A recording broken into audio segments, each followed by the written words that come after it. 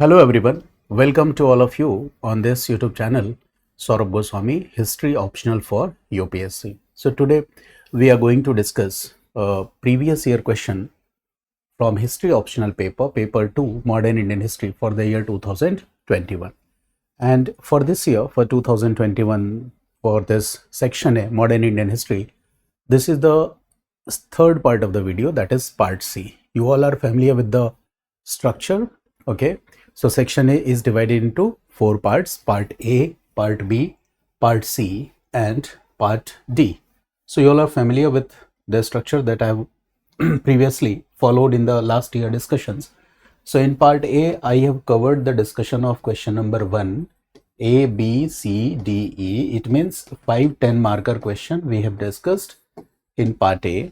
And here in part B, we already have discussed question number 2, A, B, C.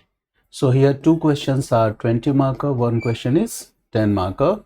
So the total 50 marks question I have already discussed. So today we are going to discuss part C. It means in this part we will discuss question number 3, and there are three sub parts of this question: A, B, C. Again, A and B are 20 marker question and C is 10 marker question. So today we will discuss the questions of 30 marks from this year 2021. Now I hope that all of you have PDF copy of the previous year paper 2021. So this is question number 3, A, B, C. So you must download the paper of history option from UPSC website, the original paper in the PDF form. Okay, so you'll get the paper like this. I have already downloaded it from UPSC website itself. So here this question number 1, I have already discussed in part A of the video. This part, question number 2, there are three questions. We already have discussed it in part B of our video, and today we will discuss question number 3 in part C of the video. So today basically we are going to discuss part C. So first let's identify the theme from where the question has been asked. So the very first question in question number 3rd A, because we will discuss these three questions today, 3A, 3B and 3C. So the question number 3A says that how did English utilitarian thinking impact India in British era?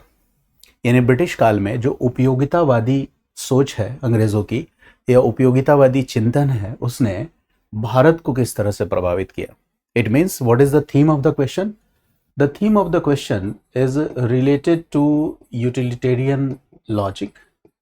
You all know that this is a very popular theme, not only for history optional, but for GS students also, for mains GS paper 1 as well as in prelims examination. So many times, multiple number of times, you can say this theme has been frequently repeated in GS 2, in prelims 2, and here this theme has been asked in optional paper. So the question is related to utilitarian logic. We know that in India during British rule, in British India, we see that the same logic, utilitarian logic, was applied for policy formulation,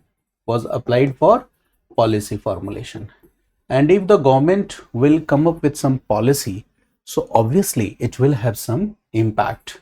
Okay, so the question is basically related to this basic understanding of this utilitarian logic and how it was applied on policies. But this is a very simplistic explanation. If you are writing answer in general studies, so you can write like this. But here in optional, we will have to incorporate the historical debate also. So that I will discuss while discussing answer. So 3rd A theme you have understood. Okay, now question number 3rd B. What is the question? So let's read it. The same Gandhi who withdrew the NCM on the issue of violence at Chauri Chaura refused to condemn people's violence during the Quit India movement. इसका मतलब जिन गांधी जी ने चौरी चौरा में हिंसा के मुद्दे पर असहयोग आंदोलन को वापस ले लिया, उन्हीं गांधी जी ने भारत छोड़ो आंदोलन के दौरान की गई हिंसा की भर्त्सना करने से इनकार कर दिया. मतलब आपको पता होगा non cooperation movement, quit India movement, Bharat छोड़ो आंदोलन पढ़ा है आपने। फिर अगला पार्ट है क्वेश्चन का कि do you think that he was losing his faith in efficacy of non violence? क्या आपको लगता है कि उनका खुद का, गांधी अपना विश्वास खो रहे थे? अहिंसा बहुत प्रभावशाली यंत्र है, इस बात से उनका विश्वास, इनका भरोसा खुद ही उठ रहा था। क्या आप इस बात को मानते हैं? And was willing to deviate from his path. क्या आप इस बात को मानते हैं कि गांधी ने जो रास्ता चुना था अहिंसा का, उस रास्ते से डेविएट होने के लिए, विचलित होने के लिए वो खुद तैयार थे, है ना? इल्यूसिडेट, परीक्षण कीजिए। तो ये क्वेश्चन है, व्याख्या कीजिए, विशद व्याख्या कीजिए या परीक्षण कीजिए।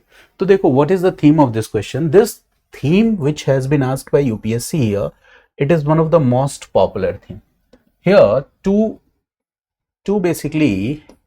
two concepts has been interlinked. For example, non-cooperation movement, withdrawal of non-NCM. We all know that on account of Chauri Chaura incident, it was a violent act and Gandhi withdrew this non-cooperation movement, and he said that we will not compromise with violence at any cost. Okay, and still we need to train the people in the art of satyagraha and ahimsa. So Gandhi did not show any compromising attitude, and ultimately he withdrew non-cooperation movement.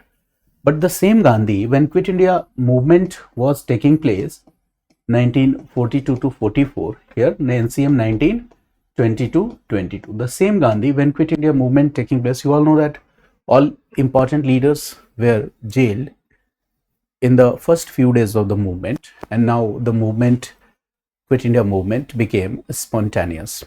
स्वतः स्फूर्त हो चुका था भारत छोड़ो आंदोलन। Leadership नहीं थी, the people were the leader themselves. उस आंदोलन में जुड़े हुए लोग ही उस आंदोलन के नेतृत्व करता थे।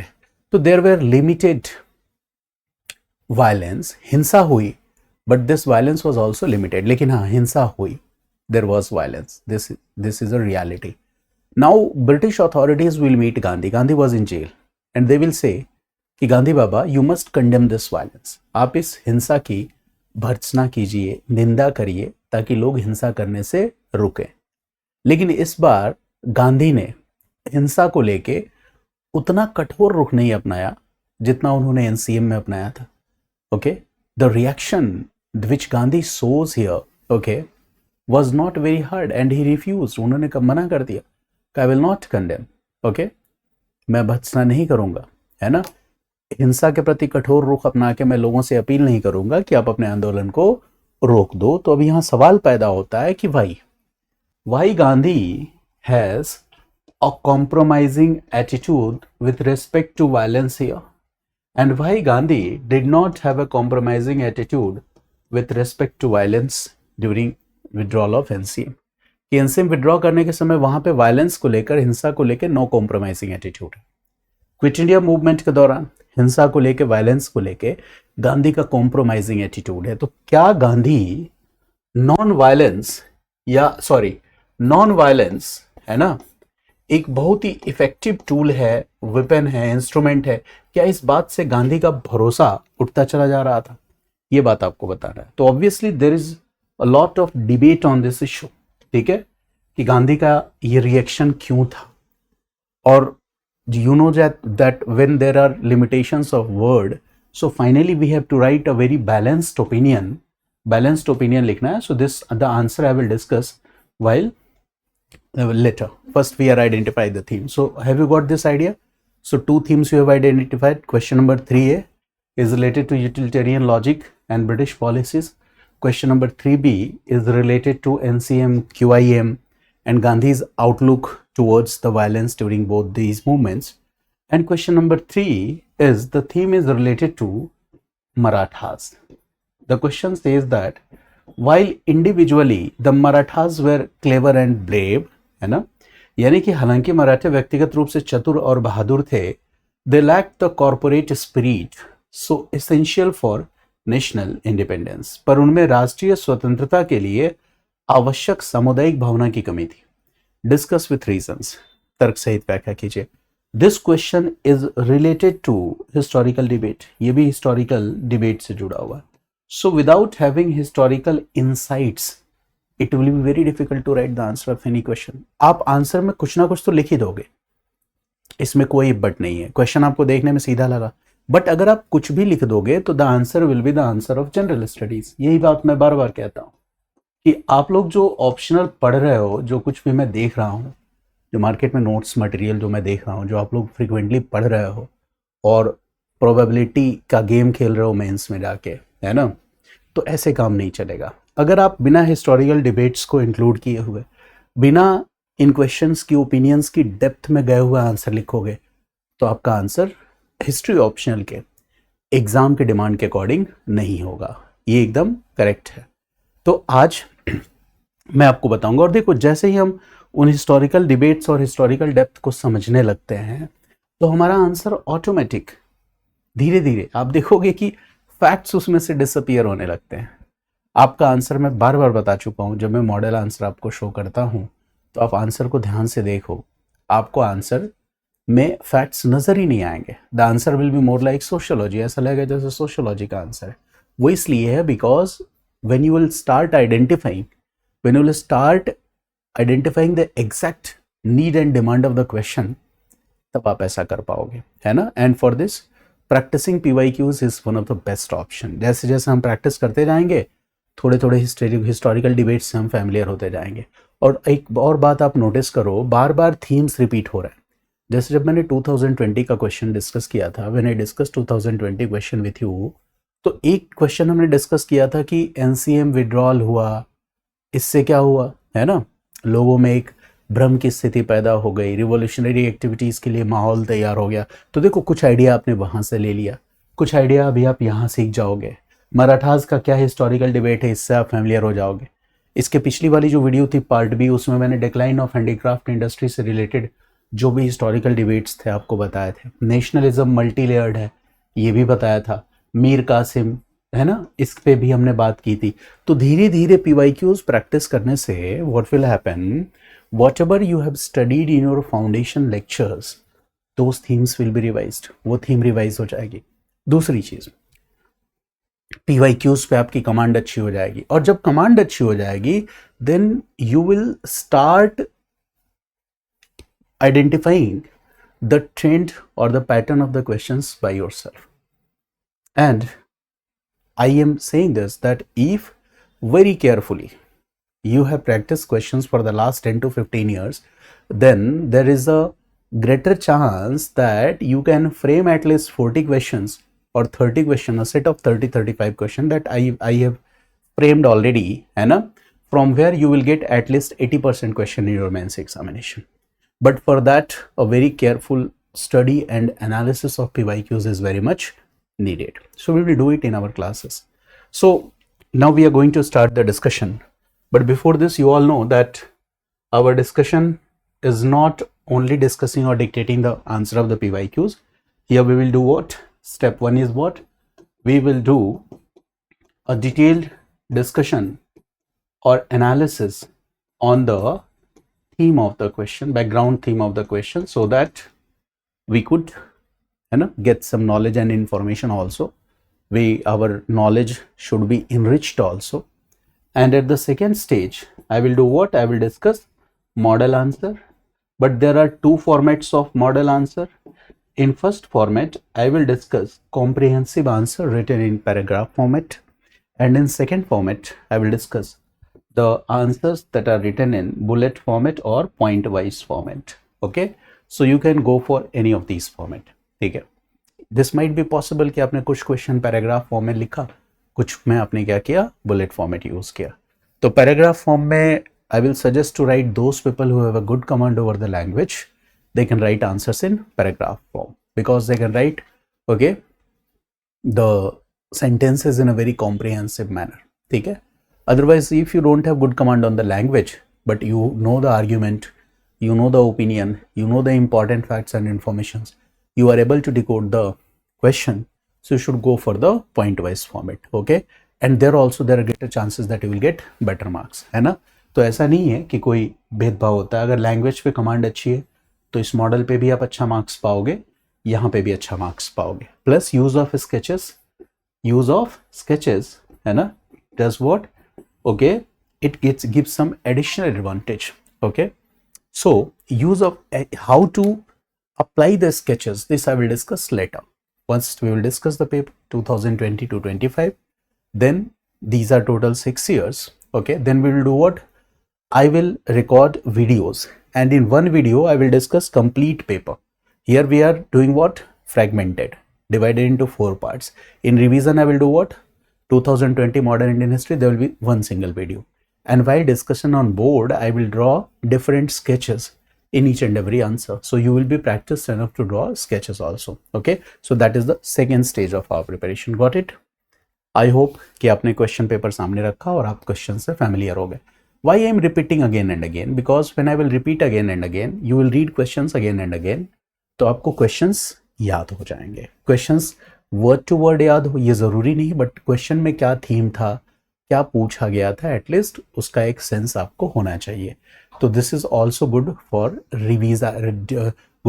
रिवीजन. जब आप अपने क्लास नोट्स को या प्रिंटेड मटेरियल को रिवाइज करोगे तो आपके दिमाग में तुरंत ये स्ट्राइक करेगा कि हाँ, ये पार्ट जो मैं रिवाइज कर रहा हूँ इस पार्ट से रिलेटेड तो क्वेश्चन पूछा जा चुका है.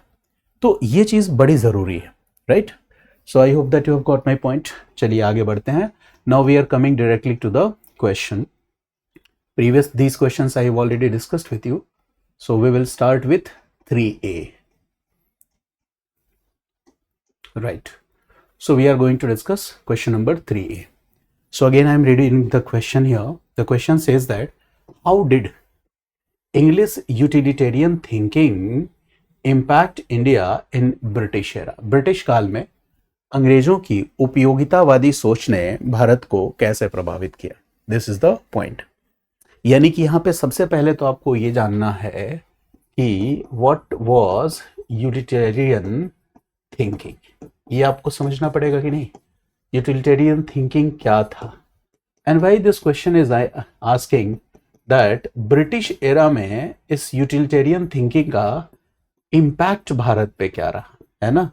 इसका मतलब इस utilitarian thinking का कुछ ना कुछ तो इम्पैक्ट रहा होगा. तो utilitarian thought क्या है, ये बात हमें समझना है. तो देखो, during renaissance, after renaissance, there is age of enlightenment. So there are many progressive ideas. Okay, and this utilitarian thought और utilitarian logic is also one progressive idea. Got it?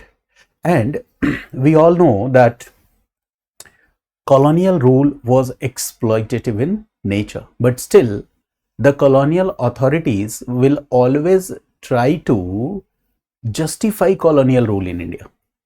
Colonial rule exploitative था, औपनिवेशिक शासन की प्रकृति शोषणकारी थी, इस बात में कोई संदेह नहीं. There is no any doubt that the nature of colonial rule was exploitative.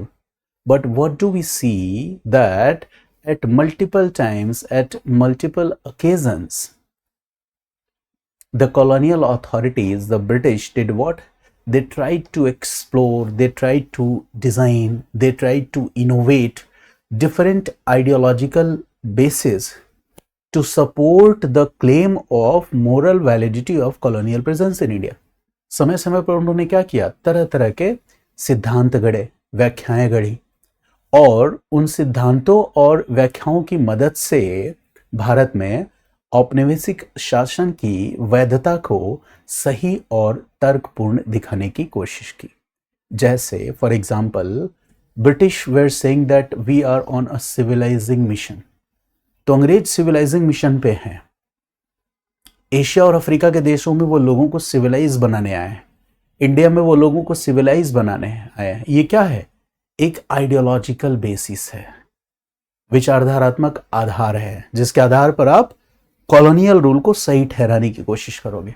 If British say that white, if British claim the theory of white man burdenship theory, श्वेत व्यक्तियों के बोझ सिद्धांत का दावा अगर वो करते हैं, तो वो ये दावा करते हैं कि we the white people are having the ultimate burden to civilize you.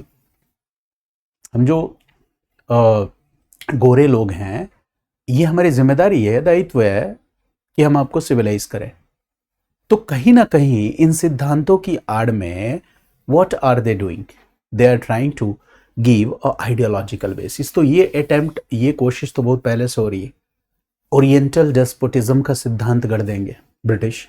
वो क्यों गढ़ेंगे ओरिएंटल डेस्पोटिज्म? ताकि वो इंडिया का जो पॉलिटिकल सिस्टम है वो डीजेनरेट था, पतित था, गिरा हुआ था, इस बात को वो साबित करे, so that it could be easy for them to establish this fact the political system in India was degenerated and then they can easily establish कि हम यहाँ आपकी बेहतरी के लिए हैं. Got it? This is the point. And British gradually, first in the form of colonial rule, first in the form of EIC rule and then in the form of direct British rule. India became a colony of Britain. Now British will make policies in India. British will formulate administrative policies. British will formulate legal policies in India. है ना? British will initiate social reforms in India. And whatever they were doing in all these efforts, okay, there was one common objective. And what was that common objective? The common objective was to maintain the perpetuity of British rule in India, to provide stability to the colonial rule in India. That is the point. कि India में colonial rule की हम validity को establish कर सकें. So in the same pattern you will see this idea utilitarianism. So when we talk about utilitarianism, ये this topic is very important. You must have read this topic in your ethics paper also. Utilitarianism जो है इसको आपने ethics में भी पढ़ा होगा. Utilitarianism is means ideology, है ना? It is an ideology. ये क्या है? एक ideology है. We can also say that it is an ideology. Moral philosophy भी इसको कह सकते हैं. Why we can call it moral philosophy? Because this utilitarian logic believes in the greatest happiness of greatest number. So this is one of the most important part, है ना? Jeremy Bentham, J.S. मिल, है ना? ये सब नाम आपको पता होगा, एथिक्स में आपने पढ़ा होगा. तो greatest benefit for the greatest number, greatest happiness for the greatest number, ये यहाँ पे अधिकतम लोगों का अधिकतम कल्याण और अधिकतम सुख. So this beliefs in what? It believes in greatest happiness for the greatest number, greatest happiness for the greatest number. अधिकतम लोगों का अधिकतम कल्याण सुनिश्चित हो, ग्रेटेस्ट हैप्पीनेस, अधिकतम लोगों को अधिकतम सुख की प्राप्ति हो, इस बात में ये थियरी बिलीव करता है. इसका मतलब ये है कि this theory wants to say that, जैसे for example whenever we talk about actions, our actions, ठीक है, जब हम अपने एक्शंस की बात करते हैं, है ना, for example when we talk in context with ethics, ethics के कॉन्टेक्स्ट में बात करते हैं. So in ethics you must have read two terms. One is teleological ethics and the second is deontological ethics. Okay, so this utilitarian logic is a part of teleological ethics. थोड़ा सा ethics भी आपका revise हो जाएगा, सब नहीं लिखना answer में, but I have promised that I will discuss the theme also, इसलिए बता रहा हूँ. teleological ethics. Okay, you must have read in your ethics paper teleological ethics. So when we say teleological, what does it mean? It means that we are talking about, okay, for example, there are two things. One is intentions. If we are doing any action, okay, so how the result of the action will be evaluated, कि हमारा action जो है उसको हम moral माने या नहीं माने, गुड एक्शन माने कि बैड एक्शन माने, इसको मेजर करने के दो तरीके हैं. एक है हमारे एक्शन में हमारा इंटेंट क्या है, इसके आधार पे हम जज करें. दूसरा है हमारे एक्शन के कॉन्सिक्वेंसेस क्या है, इसके आधार पे हम जज करें. So teleological ethics believes in what? It emphasises consequences over intentions.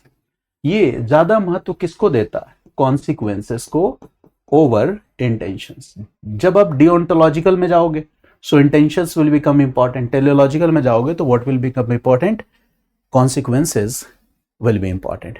It means that on the basis of idea of utility, on the basis of this idea that our action is how much useful in producing happiness to the maximum number of people, हमारे काम से अधिकतम लोगों का welfare, कल्याण या खुशी कैसे सुनिश्चित होती है ना, उस कॉन्सिक्वेंस, उस परिणाम को देखकर हम अपने एक्शंस को, है ना, गुड एक्शन या बैड एक्शन की कैटेगरी में रखेंगे. That is the point.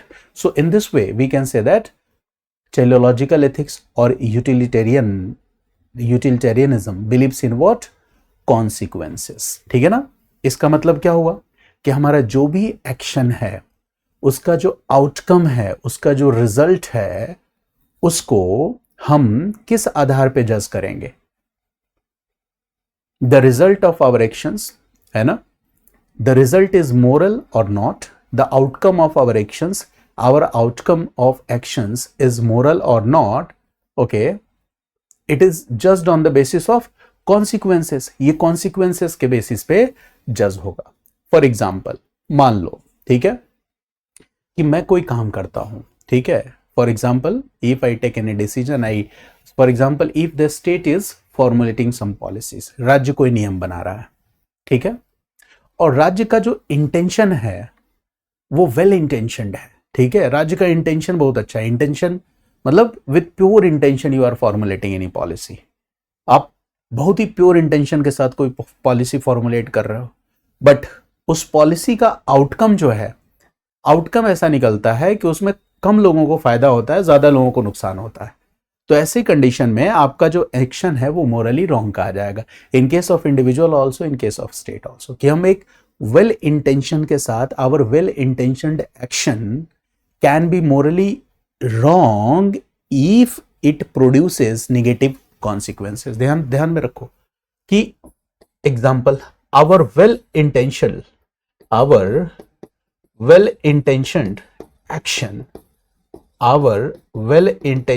action can be morally wrong if it produces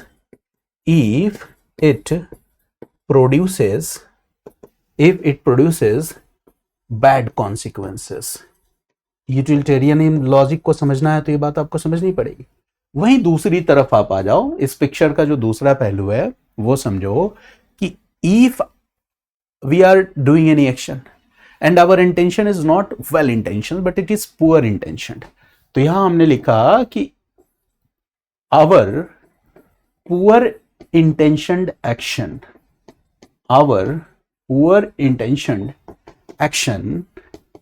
can be called morally right.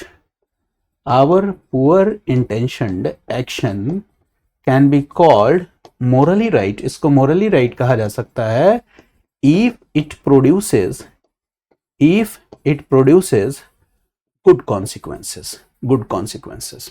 अब यहां पे ध्यान रखो, यहां पे आपका इंटेंशन चाहे जितना अच्छा हो, लेकिन अगर उसका कॉन्सिक्वेंस क्या है? बैड है.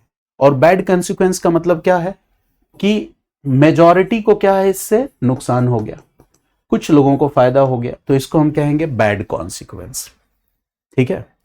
माइनर ग्रुप को आपके एक्शन से फायदा हुआ, मेजर ग्रुप को नुकसान हो गया, बैड कॉन्सिक्वेंस.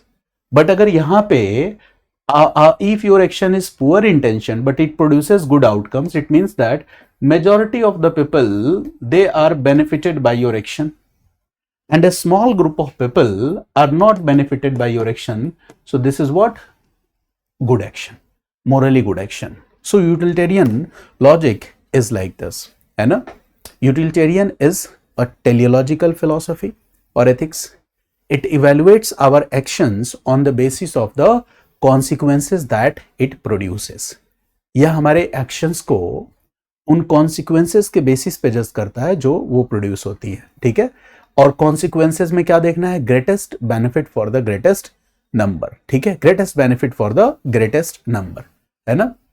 यानी कि मोस्ट यूटिलिटी मैक्सिमाइजिंग एक्शंस भी इसको हम कह सकते हैं, greatest benefit for greatest number. जैसे स्टेट की पॉलिसीज में तो हम इसको देखेंगे, in our day to day life also. जैसे अब स्टेट का ही एग्जाम्पल ले लेते हैं. ठीक है. जैसे मान लो कि corona time, during corona pandemic, what we see that the government ने क्या किया, इमरजेंसी ट्रायल्स किए और ट्रायल्स के बाद वैक्सीनेशन इंट्रोड्यूस की. कोविशील्ड, कोवैक्सीन, ये वैक्सीन आई ना, है ना.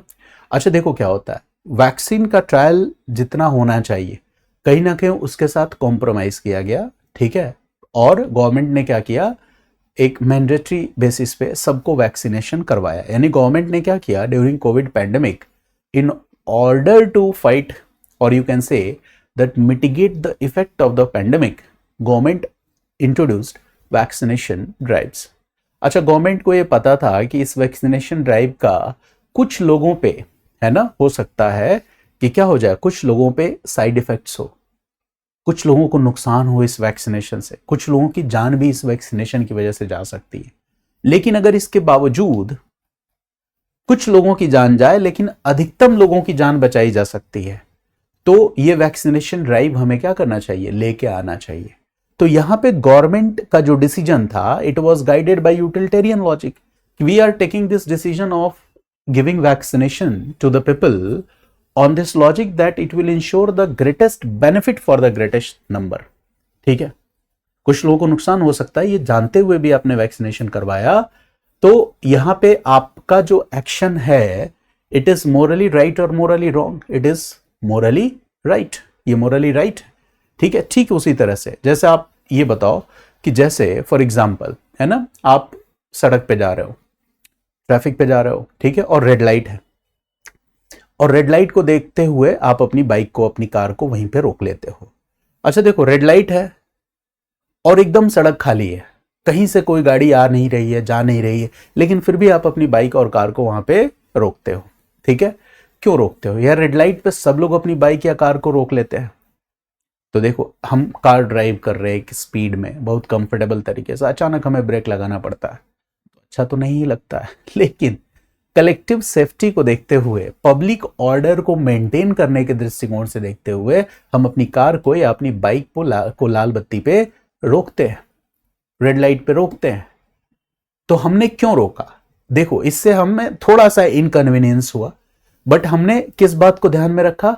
कलेक्टिव सेफ्टी को। हमने किस बात को ध्यान में रखा? पब्लिक ऑर्डर को, कि भाई इस तरह से अगर हम रूल्स वायलेट करने लगे, हर आदमी वायलेट करने लगेगा, तो बिल्कुल, है ना, एक स्थिति खराब हो जाएगी। तो हमने उस चीज को ध्यान में रखते हुए इस डिसीजन को माना। तो यहां पे भी हम किस बात से गाइडेड है? यूटिलिटेरियन लॉजिक से। जैसे मान लो कोई डिजास्टर आया है, ठीक है, कहीं अर्थक्वेक है या कोई बिल्डिंग कोलैप्स हो गई है, कुछ भी ऐसी चीज है, मतलब कोई डिजास्टर है, और या मान लो कहीं पे if a boat capsize in a river, कुछ भी ऐसी घटना है ना, और आपके पास दो ऑप्शन है। ठीक है, आपके पास दो ऑप्शन है। पहला चॉइस क्या है कि आप, है ना, किसी एक आदमी की जान बचा सकते हो। दूसरा चॉइस, अगर आप दूसरे ऑप्शन को ऑप्ट करते हो, तो आप 10 से 12 लोगों की जान बचा सकते हो। तो वहां पे आप डिसीजन क्या लोगे? 10 से 12 लोगों की जान बचाने की कोशिश करोगे, है ना। At the cost of one life you will try to save at least 10 to 12 lifes. तो यहां भी तो आप वही लॉजिक फॉलो कर रहे हो, greatest benefit for the greatest number, utilitarian logic he follow कर रहे हो। अब बात को समझो, ये तो नॉर्मल डेफिनेशन हो गई यूटिलिटेरियन लॉजिक की, ठीक है, greatest benefit for the greatest number, Jeremy Bentham, JS Mill, ये याद रखना। But here the question is not related to this normal logic. The question is directly linking, question किस बात को लिंक कर रहा है ये ध्यान से आपको समझना है।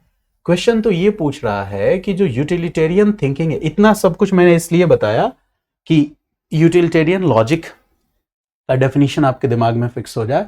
तो क्वेश्चन तो सीधा ये पूछ रहा है कि ये जो यूटिलिटेरियन लॉजिक है ना, ब्रिटिश पॉलिसीज के रूप में ये आया, और ब्रिटिश एरा में इंडिया पर इसका क्या इंपैक्ट हुआ, क्वेश्चन तो ये पूछ रहा है। तो देखो क्या है, तो देखो, we know that during colonial rule the British Indian government, और you can say that the colonial government did what? Formulated policies. इन्होंने क्या किया? पॉलिसीज फॉर्मुलेट किए। They introduced laws, they introduced legislations in India. इन्होंने laws, legislations, ये सब India में introduce किए, है ना। अब जब वो इन सारी चीजों को इंट्रोड्यूस कर रहे थे, तो the colonial authorities justified their policies, the laws and legislations on the basis of this utilitarian logic। जब वो नियम कानून ला रहे थे, तो उसमें से बहुत सारे नियम कानूनों को वो जस्टिफाई ठहरा रहे थे, वैलिड ठहरा रहे थे on the basis of utilitarian logic. इसी यूटिलिटेरियन लॉजिक के बेसिस पे they were justify the colonial laws and policies. और कैसे जस्टिफाई कर रहे होंगे? वो कह रहे होंगे कि our policies our laws, our legislations, इनका जो आउटकम है, ठीक है, ये it will drive maximum utility. The outcome of these policies, laws or legislations will drive maximum utility. It will ensure the greatest benefit for the greatest number. ये जो policies हैं ये अधिकतम लोगों के अधिकतम कल्याण को सुनिश्चित करेंगे, है ना, इसलिए हम पॉलिसी लेके आ रहे हैं. तो देखो, एक तरफ वो कॉलोनियल रूल में they were introducing policies, and by introducing these policies they were very smartly trying to disrupt our traditional institutions. जो हमारे परंपरागत संस्थाएं विकसित होती चली आई थी, उन सबको वो डिसरप्ट कर रहे थे. they were replacing it with new institutions designed by themselves. वो नए इंस्टीट्यूशंस ला रहे थे जिनको उन्होंने खुद डिजाइन किया था to serve their colonial purpose or interest, but they were justifying कि we are doing this to ensure the greatest benefit for the greatest number. वो इस बात को जस्टिफाई करने की कोशिश कर रहे थे. जैसे for example, okay, there are some की administrators who believed in this utilitarian logic and they justified their actions on the basis of this utilitarian logic. कुछ एडमिनिस्ट्रेटर्स ऐसे हुए जिन्होंने अपने एक्शंस को जस्टिफाई किया इस यूटिलिटेरियन लॉजिक के बेस पर. फॉर एग्जाम्पल, है ना, for example, one important name is Lord William Bentinck. This name is very important. तो जब भी क्वेश्चन यूटिलिटेरियन लॉजिक से हो तो in answer you must write the name of Lord William Bentinck. Lord William Bentinck का नाम जरूर लिखना, ठीक है, यूटिलिटेरियन लॉजिक. अच्छा देखो, मैकॉले ने भी यूटिलिटेरियन लॉजिक के बेसिस पे अपने एक्शंस को जस्टिफाई किया था. ऐसा नहीं कि केवल बेंटिक, मैकॉले भी यूटिलिटेरियन लॉजिक के बेसिस पे एक्शंस को जस्टिफाई कर रहा था. For example, Bentinck did what? Bentinck introduced, okay, socio-religious reforms, okay. For example, Custom of Sati Abolition Act, Custom of Sati Abolition Act, which was introduced in the year 1829. सती प्रथा उन्मूलन अधिनियम, Custom of Sati Abolition Act, कब आया? 1829 में. Got it? तो Custom of Sati को abolish करने के लिए the government introduced legislations and they argued, they gave logic that this will ensure the greatest benefit for the greatest number. ठीक है, ये उन्होंने लॉजिक दिया. ठीक है, cost cutting in administration, rationalization of administration, all these efforts were taken by Bentinck, है ना. एक तो ये सबसे इंपॉर्टेंट है, custom of sati abolition, rationalization of administration, ये भी किया गया बेंटिक द्वारा, कॉस्ट कटिंग भी किया गया बेंटिक द्वारा. और बेंटिक ने हर जगह बताया कि भाई देखो यूटिलिटेरियन लॉजिक है, तो उसने सही ठहराया. अब मैकॉले कहाँ ठहराएगा सही? तो देखो, Macaulay is known for what? Macaulay is known for Macaulay's minute. सबसे इंपॉर्टेंट अगर हम बात करें, so one important point is Macaulay's minute. एक क्वेश्चन हमने डिस्कस भी किया इसके पहले, and you will find now कि कैसे चीजें रिपीट हो रही हैं. 1835 मैकॉलेज मिनट से क्या हुआ? It was decided that English as a medium of instruction, है ना, ये आएगा. मैकॉले मिनट में क्या हुआ कि ओरिएंटलिस्ट एंग्लिसिस्ट कंट्रोवर्सी में कंट्रोवर्सी खत्म हुई, एंड नाउ एंग्लिसिस्ट, है ना, ये वाला विचार ज्यादा आगे आ गया. यानी प्रोमोशन ऑफ वेस्टर्न एजुकेशन, ये आ गया. डाउनवर्ड फिल्ट्रेशन थ्योरी, ये आ गया एजुकेशन में, यानी western education will be promoted. So when this decision was taken that in India the economic resources that we have we will promote on the basis of this western type of education. जब ये विचार आया तो Macaulay ने इस विचार को सही कैसे ठहराया? On the basis of this utilitarian logic. ठीक है, कहा कि we are going for this downward filtration theory, but in long run this will ensure greatest benefit for the greatest number. तो देखो, क्या वो जो क्लेम कर रहे हैं कि यूटिलिटेरियन लॉजिक से हम चीजों को मतलब वो कर रहे हैं, क्या वो क्लेम पूरी तरह से सही है? यही बात आपको समझना है. इसी तरह से in India you will see that the British authorities introduced what? They introduced new land revenue systems. For example, permanent system of settlement, Raiyatwadi system of settlement, Mahalwadi system of settlement.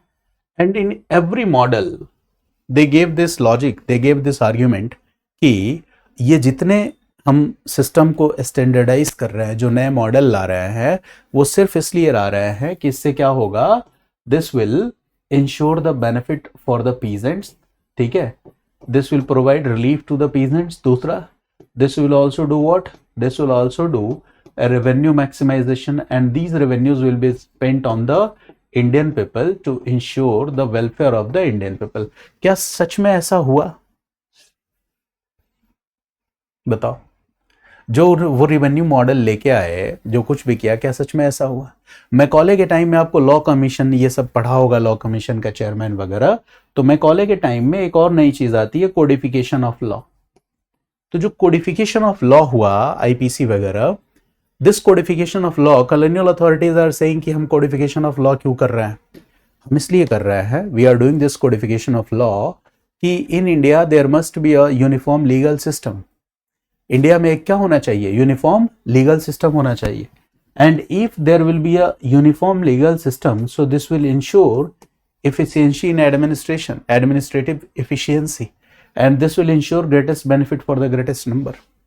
But in legal reforms, in judicial reforms, in revenue reforms, okay, the British were trying to serve their colonial purpose. अब बताओ कि the judicial system in India, है ना, judicial system क्यों लाया जाता है? क्योंकि जो injustices है, ठीक है, डिस्क्रिमिनेशन है, ये खत्म हो सके, इनइक्वालिटी है, खत्म हो सके.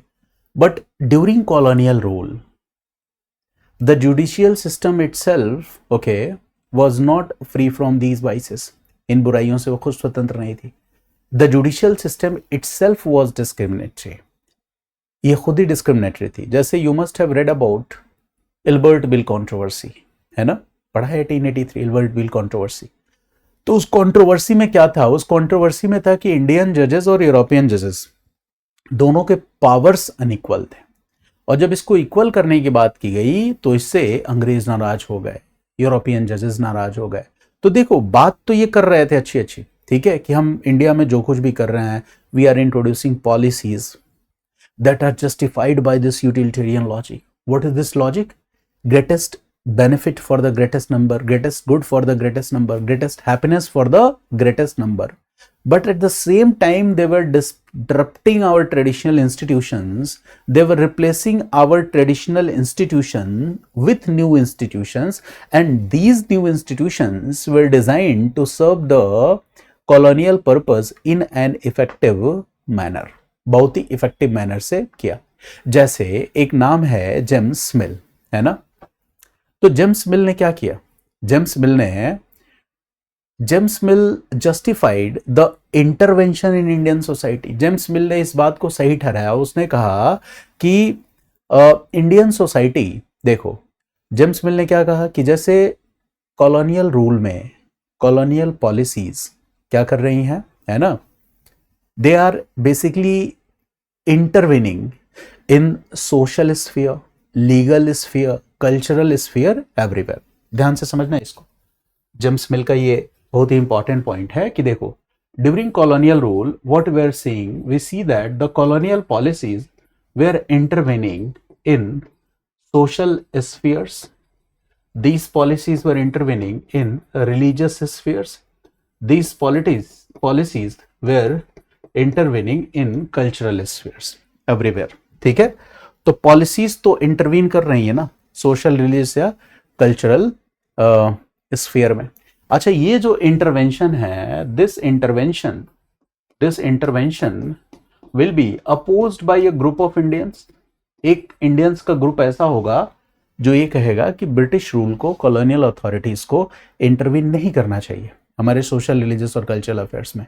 But James Mill will say that नहीं, जरूर करना चाहिए.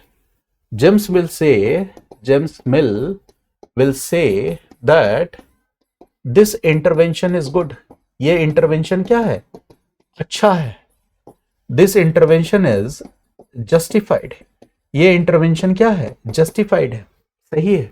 Because this intervention through these colonial policies is following this utilitarian logic and it is ensuring the greatest benefit or greatest happiness for the greatest number. वो कह रहा है कि ये इंटरवेंशन सही है, ये इंटरवेंशन होना चाहिए क्योंकि इससे अधिकतम लोगों का अधिकतम कल्याण होगा. This will ensure the greatest benefit for the greatest number. तो देखो, जब आप इंटरवेंशन की बात कर रहे हो तो दो चीजें कर रहे हो. आप कर रहे हो कि ये इंटरवेंशन आपकी बेहतरी के लिए, यानी आप इससे पहले बेहतर स्थिति में नहीं थे. आप यही कहना चाहते हो. आप ये कहना चाहते हो कि इंडिया में जो सोशल, कल्चरल या रिलीजियस स्फीयर है वो क्या है, ऑलरेडी बैकवर्ड है. It means that if James mill is justifying it with the help of utilitarian logic, it means that he is also trying to say that Indian society was backward. And here we are intervening in different spheres of life of Indian people to make them more civilized. तो ultimately आप क्या देख रहे हो कि James मिल जो utilitarian logic की बात कर रहा है, पॉलिसीज आउटकम्स की बात कर रहा है, उससे डेराइव क्या हो रहा है कि ब्रिटिश या कॉलोनियल रूल इंडियन को क्या करने के लिए है, सिविलाइज बनाने के लिए है. ठीक है, ये चीज है. जैसे दूसरी तरफ मैंने क्या कहा कि उन्होंने कहा कि एक यूनिफॉर्म लीगल सिस्टम होना चाहिए, जस्टिस सिस्टम यूनिफॉर्म होना चाहिए, स्ट्रक्चर्ड होना चाहिए, इंस्टीट्यूशनलाइज होना चाहिए. ठीक है, सारी बात आपकी सही है. कोडिफिकेशन ऑफ, है ना, लॉज, ये सब आपने किया. But at the same time what was happening, you were introducing uniform laws. Basically you are doing centralization of power. Judicial system आपके कब्जे में हो, आपके कंट्रोल में हो, आपकी मुट्ठी में हो, ये जरूरी था क्योंकि धीरे धीरे इंडिया में जो कॉमर्शियल एक्टिविटीज थी वो बढ़ती जा रही थी. इंडिया में ब्रिटिश ने बड़े पैमाने पे इन्वेस्ट कर दिया था, इंफ्रास्ट्रक्चर डेवलपमेंट करना शुरू कर दिया था. अच्छा, इंडिया में क्या है, जो यूरोपियंस थे, ब्रिटिश पीपल थे, they were very few, they were handful of people, मुट्ठी भर लोग थे, और वो इंडियंस के हेल्प और सपोर्ट से ही इंडिया में रूल कर रहे थे. तो जब तक जुडिशियल सिस्टम उनके कंट्रोल में नहीं होगा, जब तक वो सेंट्रलाइजेशन ऑफ पावर नहीं करेंगे, तो क्या इंडिया में अपनी कंडीशन को बहुत सेफ रख सकते हैं? नहीं, वो खुद को बहुत सेफ नहीं रख सकते. So in order to provide stability to colonial rule, in order to centralise the power, in order to make themselves secure in India, they were doing all this, but they were justifying it with the help of utilitarian logic. ठीक है, social reforms को दिखाया, हालांकि Bentinck ने जो किया वो ठीक था. ठीक है, ये चीजें हैं. तो बेंटिक ने जो कुछ भी किया एक तरह से उसने मोरली जस्टिफाई कर दिया फॉरेन रूल को कि देखो सती तुम्हारे यहाँ प्रैक्टिस की जा रही है, हमने उसको बैन किया, एबॉलिश किया, तो हुए ना हम सिविलाइजिंग मिशन, देखो हमने तुमको सिविलाइज बनाया. ठीक है, ये चीजें है. वेस्टर्न एजुकेशन को देख लो. वेस्टर्न एजुकेशन लाने के पीछे जो मेन ऑब्जेक्टिव था वो था to create a class of Indians, है ना, a class of Indians intermediaries. ठीक है, जो by blood they will be Indians, but ठीक है, बाय कस्टम, बिहेवियर, ठीक है, by education they will be English people. ठीक है, वो पूरी तरह से अंग्रेज बन जाएंगे और वो इंडिया में हमारी प्रेजेंस में क्या करेंगे, हेल्प करेंगे. तो एक तरह से वो कल्चरल डोमिनेशन का भी एक तरीका था कि इंडिया में इंडियंस का ही एक वर्ग ऐसा तैयार कर देना है जो अंग्रेजों की सोच से मिलता जुलता हो, अंग्रेजों के कल्चर, कस्टम, बिहेवियर से मिलता जुलता हो. So this was all a plan. ठीक है, ये सब प्लान है. अब देखो क्या है, अब इस बात को तो हम डिनाई कर नहीं सकते.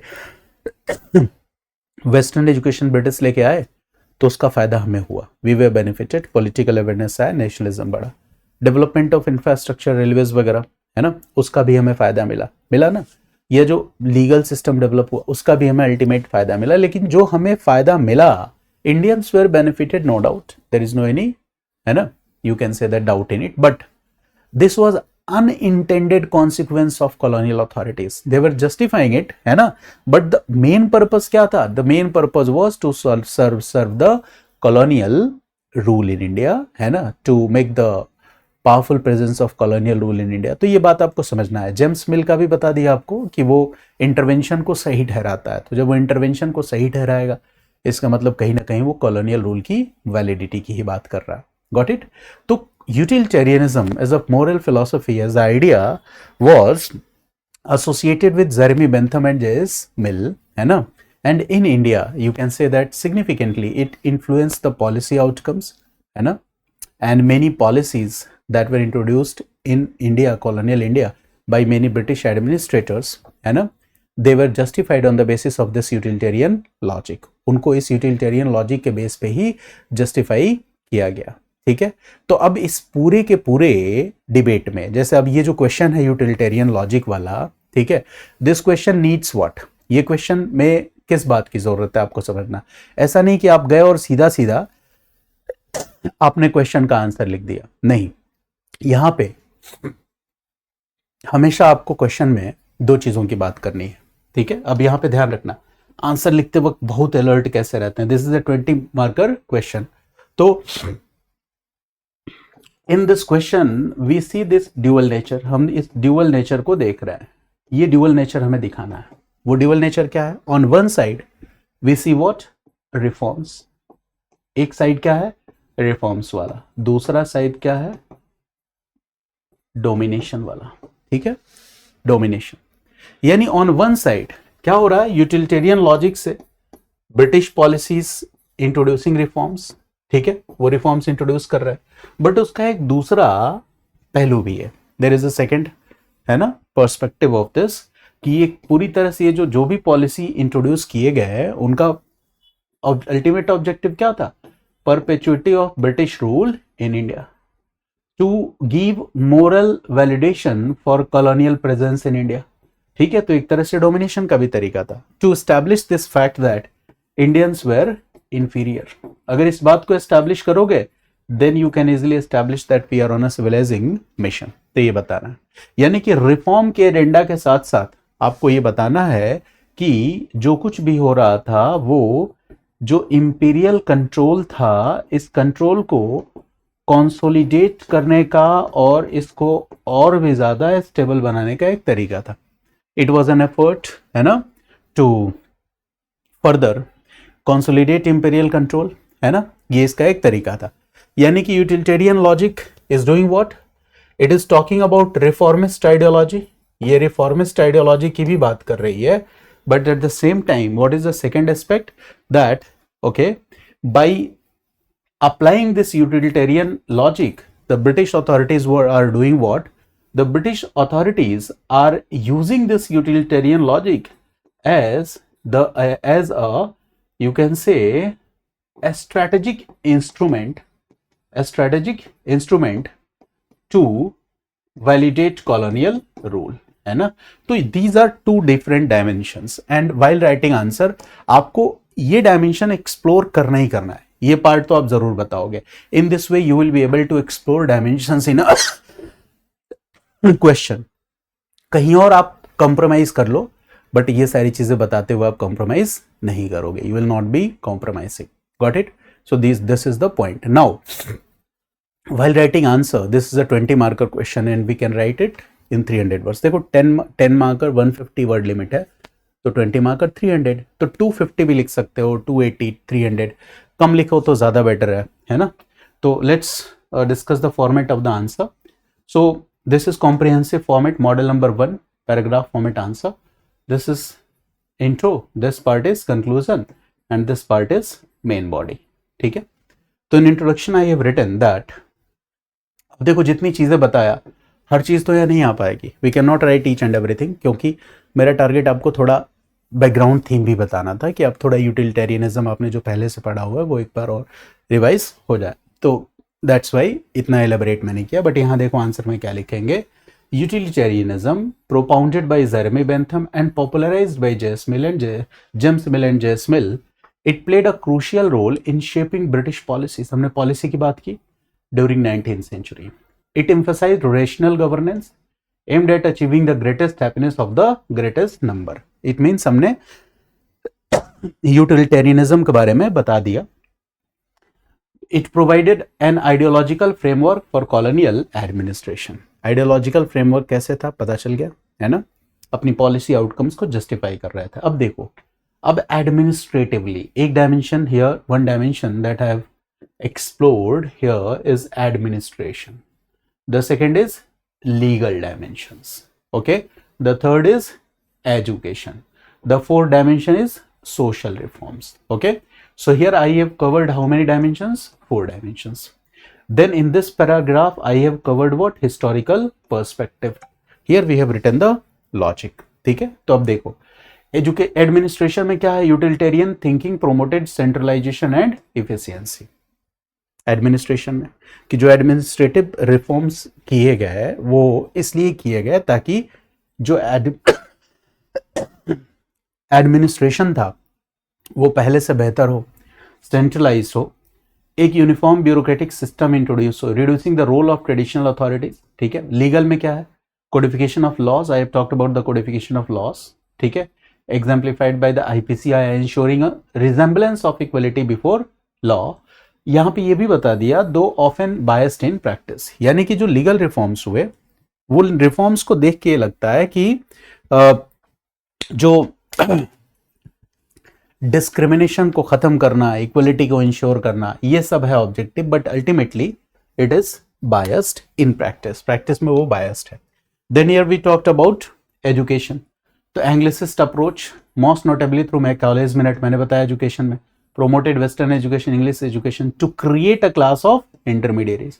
Social reforms, abolition of sati, legalization of widow marriage जो 1856 में हुआ था ईश्वर चंद्र विद्यासागर के पद से, तो this all was justified on the utilitarian grounds of humanitarianism, ऐसे justify किया गया। यानी एक सिंपल सा लॉजिक है कि जो जो पॉलिसीज आपको याद है, इसमें लैंड रेवेन्यू की बात मैंने नहीं की है, वो भी आप लिख सकते हो, तो जो जो पॉलिसीज आपको याद है तो वो पॉलिसीज आप लिख सकते हो। However, historians like Bipan Chandra argue that utilitarianism primarily served as an ideological justification for colonial rule rather than genuine welfare. अब देखो नेशनलिस्ट हिस्टोरियन का ये जो पर्सपेक्टिव है बिपान चंद्रा का, कि बिपान चंद्रा ने क्या कहा कि यूटिलिटेरियनिज्म जो है इसने प्राइमरीली जो इसका मेन टास्क था, प्राइमरी टास्क था, वो क्या था, it was ideological justification for the presence of colonial rule India, ये इसका मेन टास्क था। It means that utilitarian logic का जो प्राइमरी ऑब्जेक्टिव था वो ये था कि इंडिया में कॉलोनियल रूल की वैलिडिटी को सही ठहराया जा सके, रादर देन जेन्यून वेलफेयर। यानी देखो जेन्यून वेलफेयर की बात जो है ना, this is secondary, it is not primary. What is primary, primary यही है कि हमें कॉलोनियल रूल की मोरल वैलिडिटी को एस्टैब्लिश करना है। This is the opinion of Bipan Chandra. It facilitated administrative control and economic exploitation under the guise of reform. यानी कि बिपान Chandra says that administrative control, centralization of power, economic exploitation ये किया गया utilitarian logic का use करते हुए।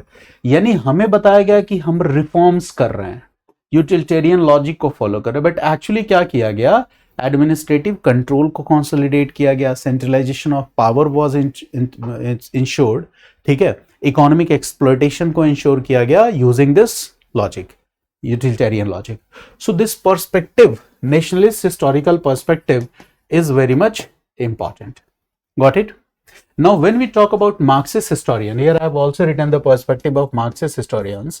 They say that, okay, colonial extension, colonial capitalism, India's integration in global capitalistic framework, okay, so such type of ideology was needed by British at that time because, okay, it was a part of their colonial capitalism. ये colonial capitalism का हिस्सा था कि global capitalist framework में if we want to integrate the colonies, then we must come with some ideological justification of whatever we are doing in the colonies.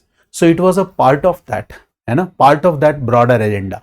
यानी India में policies को बताते हुए यूटिलिटेरियन लॉजिक को यूज करना ये एक बहुत ब्रॉडर प्रोग्राम या एजेंडा का हिस्सा था। वो हिस्सा ये था कि दुनिया भर में अधिक से अधिक कंट्रीज को अपनी कॉलोनी बनाना था और उनको ग्लोबल कैपिटलिस्टिक फ्रेमवर्क में इंटीग्रेट करना था।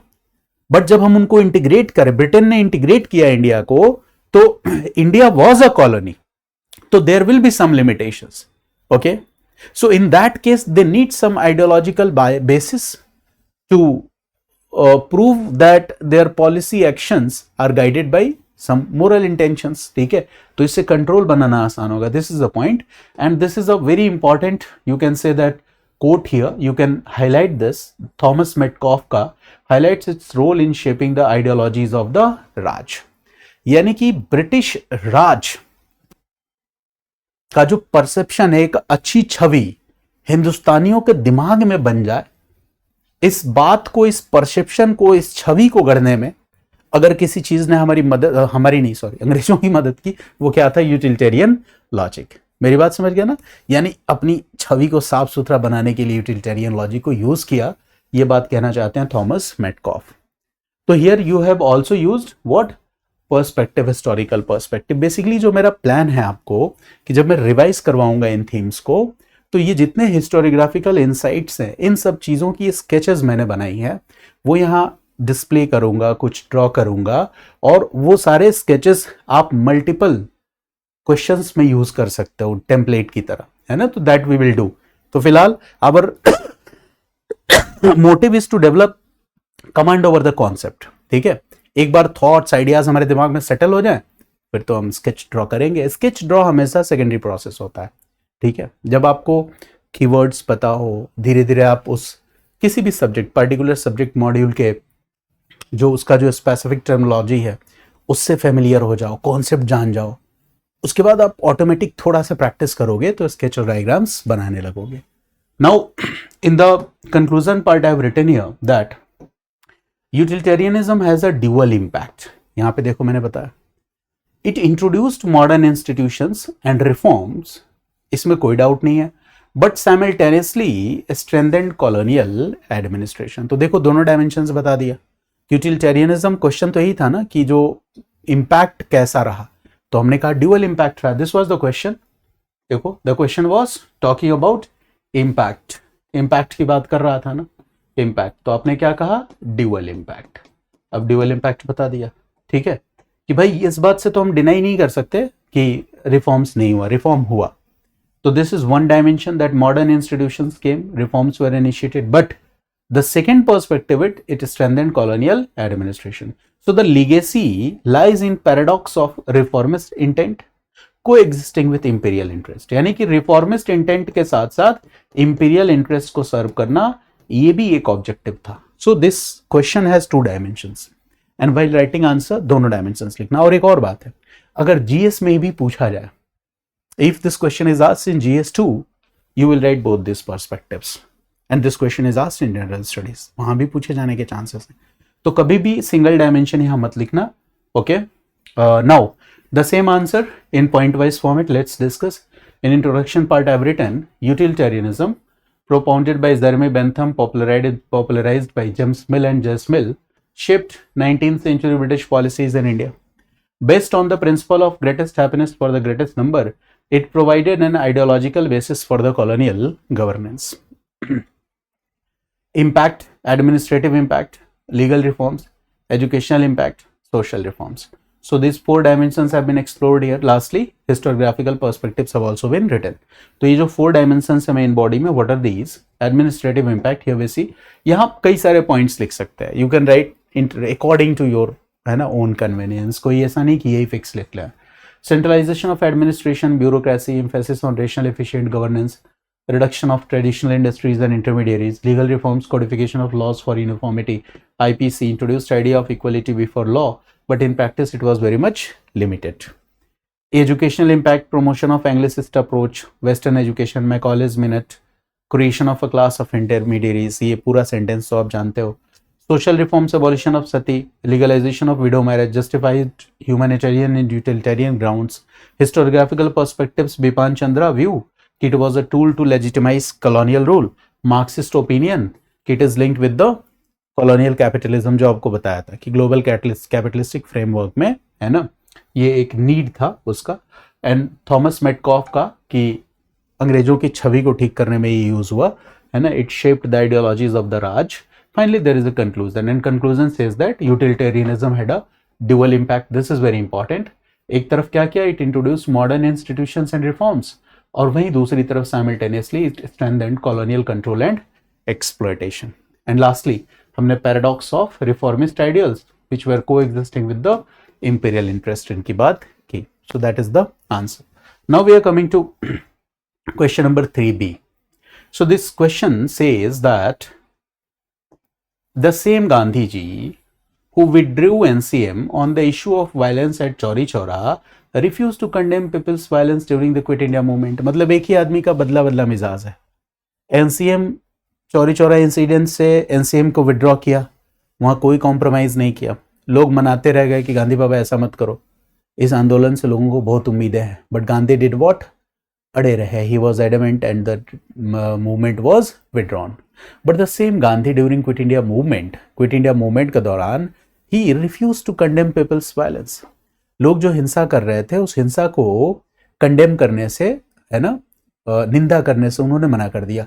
ऐसा क्यों है? Why? Do you think that he was losing his faith in efficacy of the non violence? क्या आपको लग रहा है कि हिंसा एक विचार और सिद्धांत के रूप में जो था, यहां से गांधी का भरोसा उठने लगा था and he was willing to deviate from this path? 20 mark का क्वेश्चन है, वेरी इंपॉर्टेंट क्वेश्चन.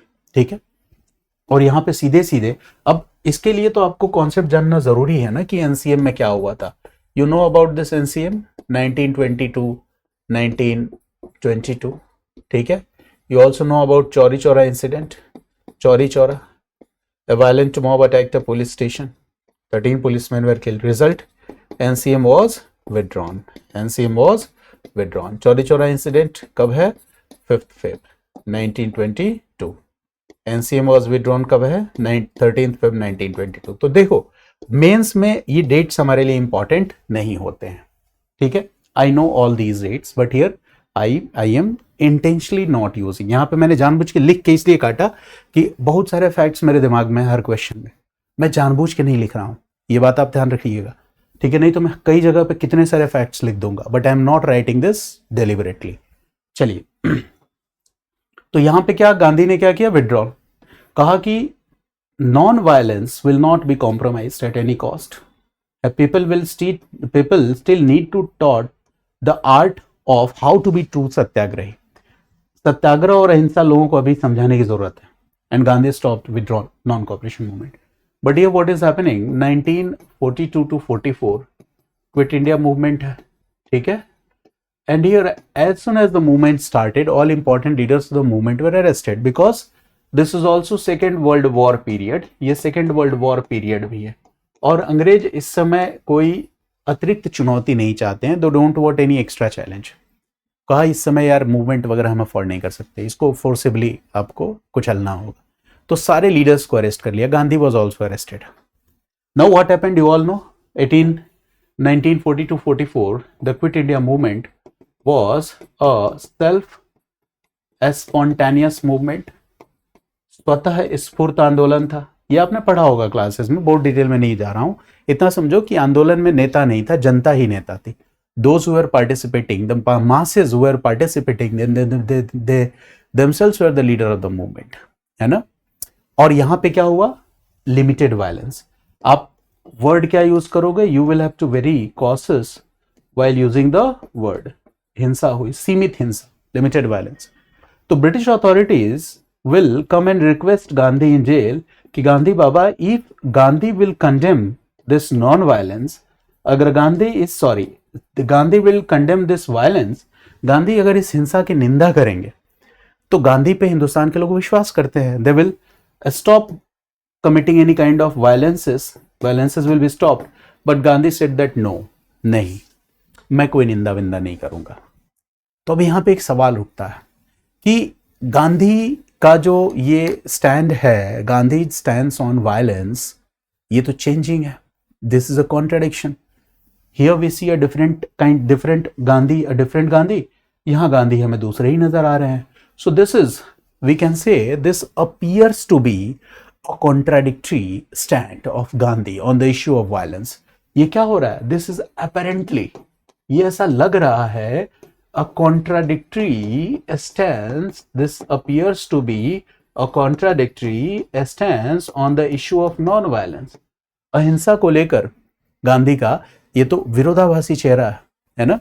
अब सवाल ये है कि was गांधी कंसिस्टेंट? क्या अहिंसा को लेके, नॉन वायलेंस को लेके गांधी का विचार वैसा ही है जैसा पहले था, या यहां पे गांधी का विचार बदल गया है और गांधी इज लूजिंग फेथ? और is it some Gandhian tactic? क्या ये गांधी का कोई टैक्टिक है? ये बात आपको समझनी है। तो there is a lot of debate here. अब यहां पे बड़ा मुश्किल हो जाता है कंक्लूजन लिखना।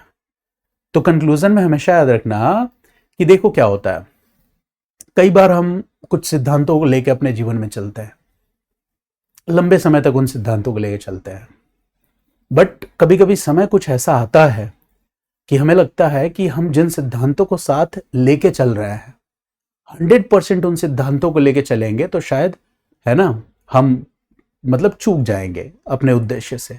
तो हम क्या करते हैं, हम सिचुएशंस के अकॉर्डिंग एडेप्ट करने लगते हैं खुद को। यानी हमारे सिद्धांत, हमारे प्रिंसिपल्स वही रहते हैं, बट हम एक एडेप्टेशन टेक्निक सीख जाते हैं कि हम सिचुएशंस में एडेप्ट करते हुए अपने प्रिंसिपल्स के साथ बिना किसी कॉम्प्रोमाइज के अपने ऑब्जेक्टिव्स को कैसे पा सकते हैं।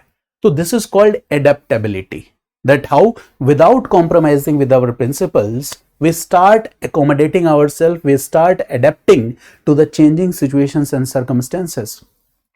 We became context sensitive, हम कॉन्टेक्स्ट सेंसिटिव हो जाते हैं। दिस इज व्हाट एडेप्टेबिलिटी, ये एडेप्टेबिलिटी है। दिस इज नॉट इनकॉन्सिस्टेंसी, ये इनकॉन्सिस्टेंसी नहीं है, दिस इज व्हाट एडेप्टेबिलिटी। तो गांधी ने ये जो स्टैंड लिया, ये गांधी का inconsistent belief in non violence नहीं है। Gandhi is still having faith and confidence in the idea of non violence. Gandhi को अभी भी अहिंसा जैसे सिद्धांतों पर पूरा विश्वास है। बट हो क्या रहा है कि Gandhi has learned here the art of adaptability. Gandhi ने यहां पे द आर्ट ऑफ एडेप्टेबिलिटी सीख ली है। Gandhi has become context sensitive. Gandhi context sensitive हो चुके हैं। यानी कि here what we see, there is a tension between ethical absolutism, हम अपने सिद्धांतों के साथ किसी कीमत पे समझौता नहीं करेंगे, वहीं दूसरी तरफ पॉलिटिकल रियलिज्म। ठीक है, तो देखो जब मामला सिर्फ एक व्यक्ति से जुड़ा हुआ हो तो ठीक है, आप एथिकल एब्सोल्यूटिज्म को मानो, मत कॉम्प्रोमाइज करो, मत कॉम्प्रोमाइज करो, लड़ो भिड़ो खत्म हो जाओ।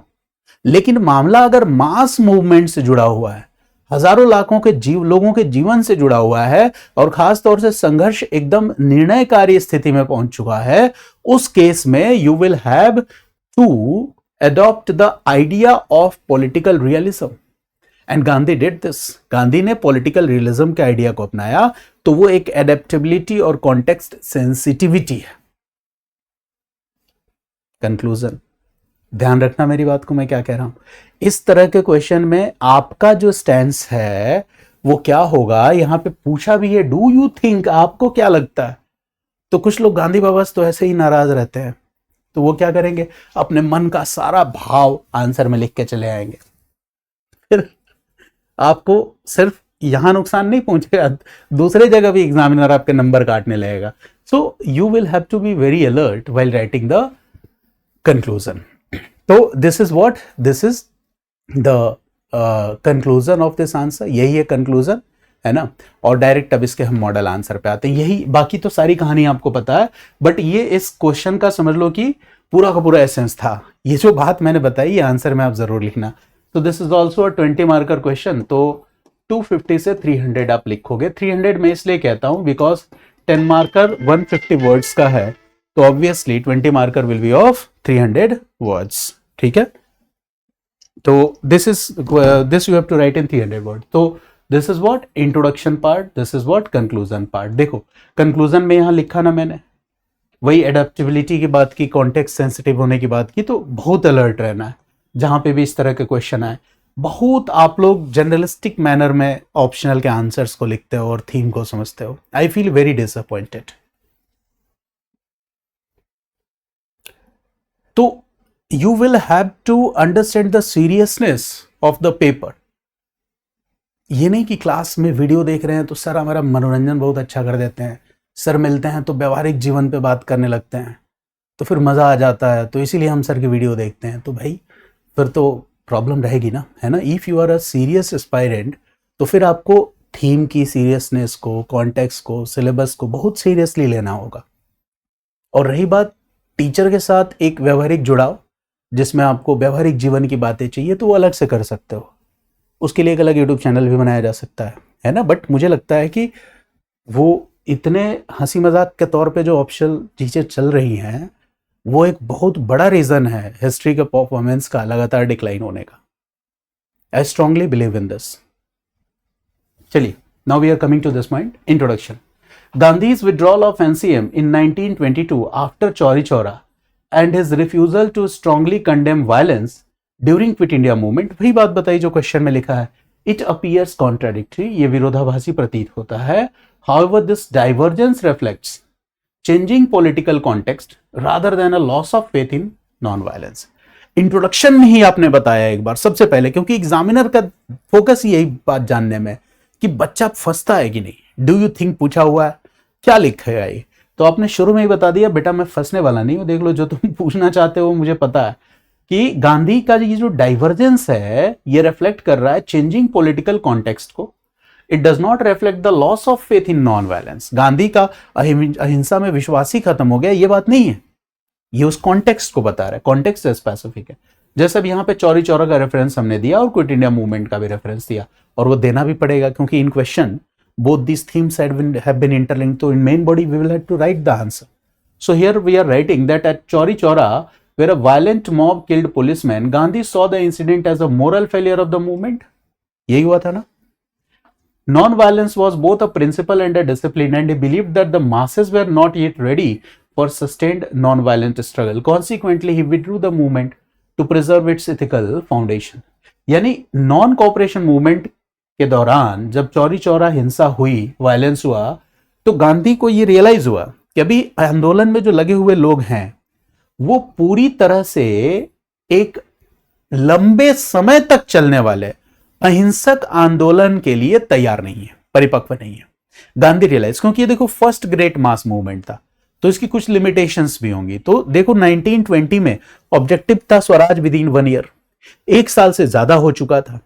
तो लोगों की जो एक धैर्य है, पेशेंस है, एक लंबे सस्टेन्ड मास मूवमेंट को सपोर्ट करने की, वो भी नॉन वायलेंट तरीके से, अहिंसक तरीके से, इसकी लिमिटेशन है। तो गांधी को लगा कि अभी लोगों को और भी ज्यादा ट्रेन किए जाने की जरूरत है, तो उन्होंने इस मूवमेंट को विड्रॉ किया, क्योंकि इस मूवमेंट का जो एथिकल फाउंडेशन था, नैतिक आधार था, अहिंसा और सत्याग्रह, चोट वहीं पे पहुंच गई थी। तो इसको प्रिजर्व करने के लिए उन्होंने ऐसा किया। Now during quit India movement, Bharat छोड़ो आंदोलन के दौरान, violence erupted spontaneously across India after the arrest of national leaders. शुरू में ही सारे लीडर्स अरेस्ट हो गए, तो जब भीड़ नेतृत्वहीन हो जाएगी, if the masses, okay, if there is absence of leader, there is no leaders, तो आपको पता है भीड़ क्या करती है, भीड़ हिंसक हो ही जाती है। Gandhi was imprisoned at that time, वो जेल में थे, did not explicitly endorse violence, उन्होंने हिंसा का खुलकर समर्थन नहीं किया, but refrained from outright condemnation, लेकिन तुरंत हिंसा की निंदा भी खुलकर नहीं की। मतलब ये बहुत ही इंपॉर्टेंट पॉइंट है कि Gandhi did not explicitly endorse violence, Gandhi ने हिंसा का खुलकर समर्थन नहीं किया, बट हिंसा की खुलकर निंदा भी नहीं की। ठीक है, neither he directly supported nor he endorsed, nor he condemned, है ना। अब यहां पे देखो, historians like Bipan Chandra says कि Gandhi, nationalist historian Bipan Chandra, that Gandhi still upheld non violence, Gandhi का अभी भी अहिंसा में विश्वास था, but recognise the limits of controlling a mass uprising under repressive colonial conditions. Gandhi इस बात को समझते थे, देखो Gandhi still believe in non violence, अहिंसा में विश्वास करते थे वो, लेकिन ये क्या था, एक मास मूवमेंट था, and this mass movement was suppressed bye colonial authority, और ये सप्रेशन ब्रूटल सप्रेशन था, रिप्रेशन था, बलपूर्वक आंदोलन का दमन कर रही थी औपनिवेशिक सरकार। और कहा कि जब बलपूर्वक दमन किया जाएगा तो उसका रिफ्लेक्शन हिंसा के रूप में आएगा ही, और यही लिमिटेशन होता है। यहां पे गलती किसकी है, लोगों की नहीं है, यहां पे गलती किसकी है, कॉलोनियल अथॉरिटीज की। गांधी ने ही कहा कि आपने इस मूवमेंट को हैंडल ही गलत तरीके से किया है, आप ब्रूटल सप्रेशन कर रहे हो, रिप्रेशन कर रहे हो, है ना। तो यहां पे अगर लिमिटेड वायलेंस हो गया तो ये तो एक नेचुरल आउटकम है। लीडर्स जेल में आपने उठा के डाल दिए तो कैसे हिंसा रुकेगी। तो गांधी ने यह बात कही ब्रिटिश अथॉरिटीज से। Now Marxist historian Sumit Sarkar interprets this as evidence of the growing autonomy of the mass politics. अब देखो मार्क्सिस्ट हिस्टोरियन यहाँ कहते हैं कि देखो मास पॉलिटिक्स भीड़ जो लो है ये एक तरह से स्वतंत्र रूप से एक मास मूवमेंट को लीड कर रही थी, यानी यहां पे इनका क्लासेस पे फोकस है। The popular angle exceeded Gandhian discipline, है ना, ये दिखला रहा है कि लोग एक ऑटोनोमस मूवमेंट की तरफ जा रहे थे। गांधी डिसिप्लिन, गांधी ने क्या कहा क्या नहीं कहा, इससे अलग हो गए, लोग अपना रास्ता खुद तैयार कर रहे थे। सेल्फ स्पॉन्टेनियस भी कहा गया इसी कॉन्टेक्स्ट में। Subaltern scholars like Ranjit Guha further emphasise that such violence represented independent expression of resistance. Subaltern तो बिलो की बात करते ही हैं, तो खुशी हो जाएंगे, कहेंगे देखो यहाँ पे एलीट लीडरशिप तो सब जेल में है। यही बात तो हम शुरू से कह रहे हैं कि जब आंदोलन हो रहा है उसका नेतृत्व कौन कर रहा है, पीपल फ्रॉम बिलो। यहां भी यही हो रहा है, सबल्टन सेइंग कि इंडिपेंडेंट एक्सप्रेशन ऑफ रेसिस्टेंस। तो वो मासेस को, पीपल फ्रॉम बिलो, इनको एक सबसे इंपॉर्टेंट स्टेक होल्डर मान के चलते हैं subaltern. So this point has been expressed here. Now conclusion, Gandhi was not abandoning non violence. Gandhi ऐसा नहीं कि हिंसा जैसे सिद्धांतों से अलग हट रहे थे, डेविएट हो रहे थे, ऐसा नहीं है, but he was adapting to historical realities. His response in 1942 reflected a pragmatic understanding of mass mobilization rather than a deviation from his core ethical commitment, है ना, गांधी का ये deviation नहीं था core ethical commitments. Now in point wise format the answer is Gandhi's response to violence during Chauri Chaura incident and QIM appears contradictory. आपने बता दिया कि contradictory लग रहा है, एक में उन्होंने आंदोलन रोक दिया, दूसरे में निंदा भी नहीं की। However, the divergence reflects the changing political context and it is context sensitive, not abandonment to non-violence. ये हिंसा अहिंसा को छोड़ने जैसा नहीं है। मेन बॉडी में चौरी चौरा बताओ, क्विट इंडिया मूवमेंट बताओ। चौरी चौरा में क्या हुआ? Violent mob killed policeman, shocking Mahatma Gandhi. It was viewed as a moral failure of the movement. आंदोलन का नैतिक पतन था। Non violence seen as both principle and discipline. It was a belief that masses were not ready for sustained non violent struggle. Chauri Chaura में जो हुआ, इससे क्या लगा कि the people are still not ready for a sustained non violent struggle. Gandhi ने ultimately decision लिया withdrawal of NCM to preserve the ethical foundation of the movement. Quit India movement में क्या हुआ? Violence erupted spontaneously after arrest of leaders. Gandhi was imprisoned, limited control over events. Gandhi did not endorse violence but avoided strong condemnation. यानी गांधी ने न तो violence का समर्थन किया और नहीं खुलकर उसकी निंदा की। Historiographical perspective, Bipan Chandra, Gandhi upheld non violence but recognised limits under repression. Sumit Sarkar, rise of autonomous mass politics beyond Gandhian control. Ranajit Guha, violence as independent popular resistance. Conclusion क्या है? Gandhi did not abandon non violence but he adapted to historical realities. 1922 reflected ethical rigor. 1942 reflected pragmatic acceptance of mass spontaneity, demonstrates evolution of a strategy with a consistent moral framework. That is the point. Now we are coming to the third question. तीसरा question क्या है? देखो ये पूरी तरह से historical debate पे based है। The question is related to the theme Marathas, and the question is saying that while individually the Marathas were clever and brave, they lacked the corporate spirit so essential for national independence. Discuss with reasons. और 10 marker question है। तो आपको Maratha, nature of Maratha polity, सबसे पहले तो ये पता होना चाहिए। I hope all of you are family with the nature of Maratha polity, कि कैसे मराठा एम्पायर कार्व आउट हुआ, शिवाजी, फिर कैसे मराठा रूलर के बाद पेशवा है। All these developments you are familiar, आप पहले से फैमिलियर हो, ठीक है। तो पहले तो ये आपको जानना चाहिए। अब यहाँ पे एक वर्ड यूज किया गया, कॉर्पोरेट स्पिरिट। तो यहाँ पे कॉर्पोरेट स्पिरिट वर्ड है ना। अब यहाँ पे कॉर्पोरेट स्पिरिट का मतलब ये मत सोचने लगना कि मराठाओं ने अपनी कोई कंपनी खोली कि नहीं खोली, ये मतलब नहीं है। Corporate spirit means collective unity, है ना। कॉर्पोरेट स्पिरिट का मतलब क्या है? इसका जो प्रैक्टिकल मीनिंग है, we are talking about collective unity, सामूहिक एकता। We are talking about institutional cohesion. किसी भी साम्राज्य में जो संस्थाएं हैं आपस में किस तरह से, है ना, मिलजुल कर एक कोहेशन के साथ काम कर रही हैं। So it also means what? Institutional cohesion. It also means what? Institutional cohesion. ठीक है, संस्थागत समरूपता, संरचना। It also talks about a common political purpose. It means there are different stakeholders of power, है ना, different stake holders of power, but क्या उनका एक कॉमन पॉलिटिकल पर्पस है? अगर ये सब है, कलेक्टिव यूनिटी में बिलीव करते हैं, इंस्टीट्यूशनल कोहेसन है, पॉलिटिकल फ्रेगमेंटेशन नहीं है, कॉमन पॉलिटिकल पर्पस है, तो हम कहेंगे कि यही कॉर्पोरेट स्पिरिट है। लेकिन मराठा में क्वेश्चन ही कह रहा है कि individually Marathas were clever and brave, व्यक्तिगत रूप से वो क्या थे? क्लेवर थे, ब्रेव थे, बट क्या था? They lacked this spirit, they lacked this corrective spirit. और क्या है? So essential for national independence, ये तो बहुत जरूरी था नेशनल इंडिपेंडेंस के। तो जब आप नेचर ऑफ मराठा पॉलिटी से फैमिलियर हो तो आप इस बात को समझ पाओगे कि what is the meaning of absence of corporate spirit in Marathas. Collective unity था, क्या शेयर्ड पॉलिटिकल विजन था मराठा सरदार्स में, इंस्टीट्यूशनल कोहेशन था। तो आपने क्लासेस में पढ़ा होगा कि व्हेन वी रीड मराठा, है ना, तो मराठा में क्या है, जैसे आप देखते हो सबसे पहले तो क्या है, मराठा रूलर, है ना, और पेशवा, एक तो डिवीजन ही आ जाता है।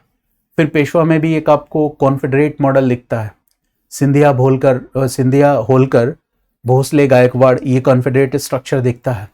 तो यहाँ पे जो सोवरेनिटी है वो सिंगल है या फ्रेगमेंटेड है? फ्रेगमेंटेड सोवरेनिटी है ना, ये चीजें हैं। तो ये तो हमें नॉर्मली समझ में आता है कि जब हम मराठा पॉलिटी या मराठा पॉलिटिकल स्ट्रक्चर देखते हैं, so the model is a loose confederate structure. The model is a loose political structure that was consist of semi-autonomous chiefs, है ना, कॉन्फेडरेट मॉडल था, सेमी ऑटोनोमस चीफ्स थे, इस तरह की चीज है।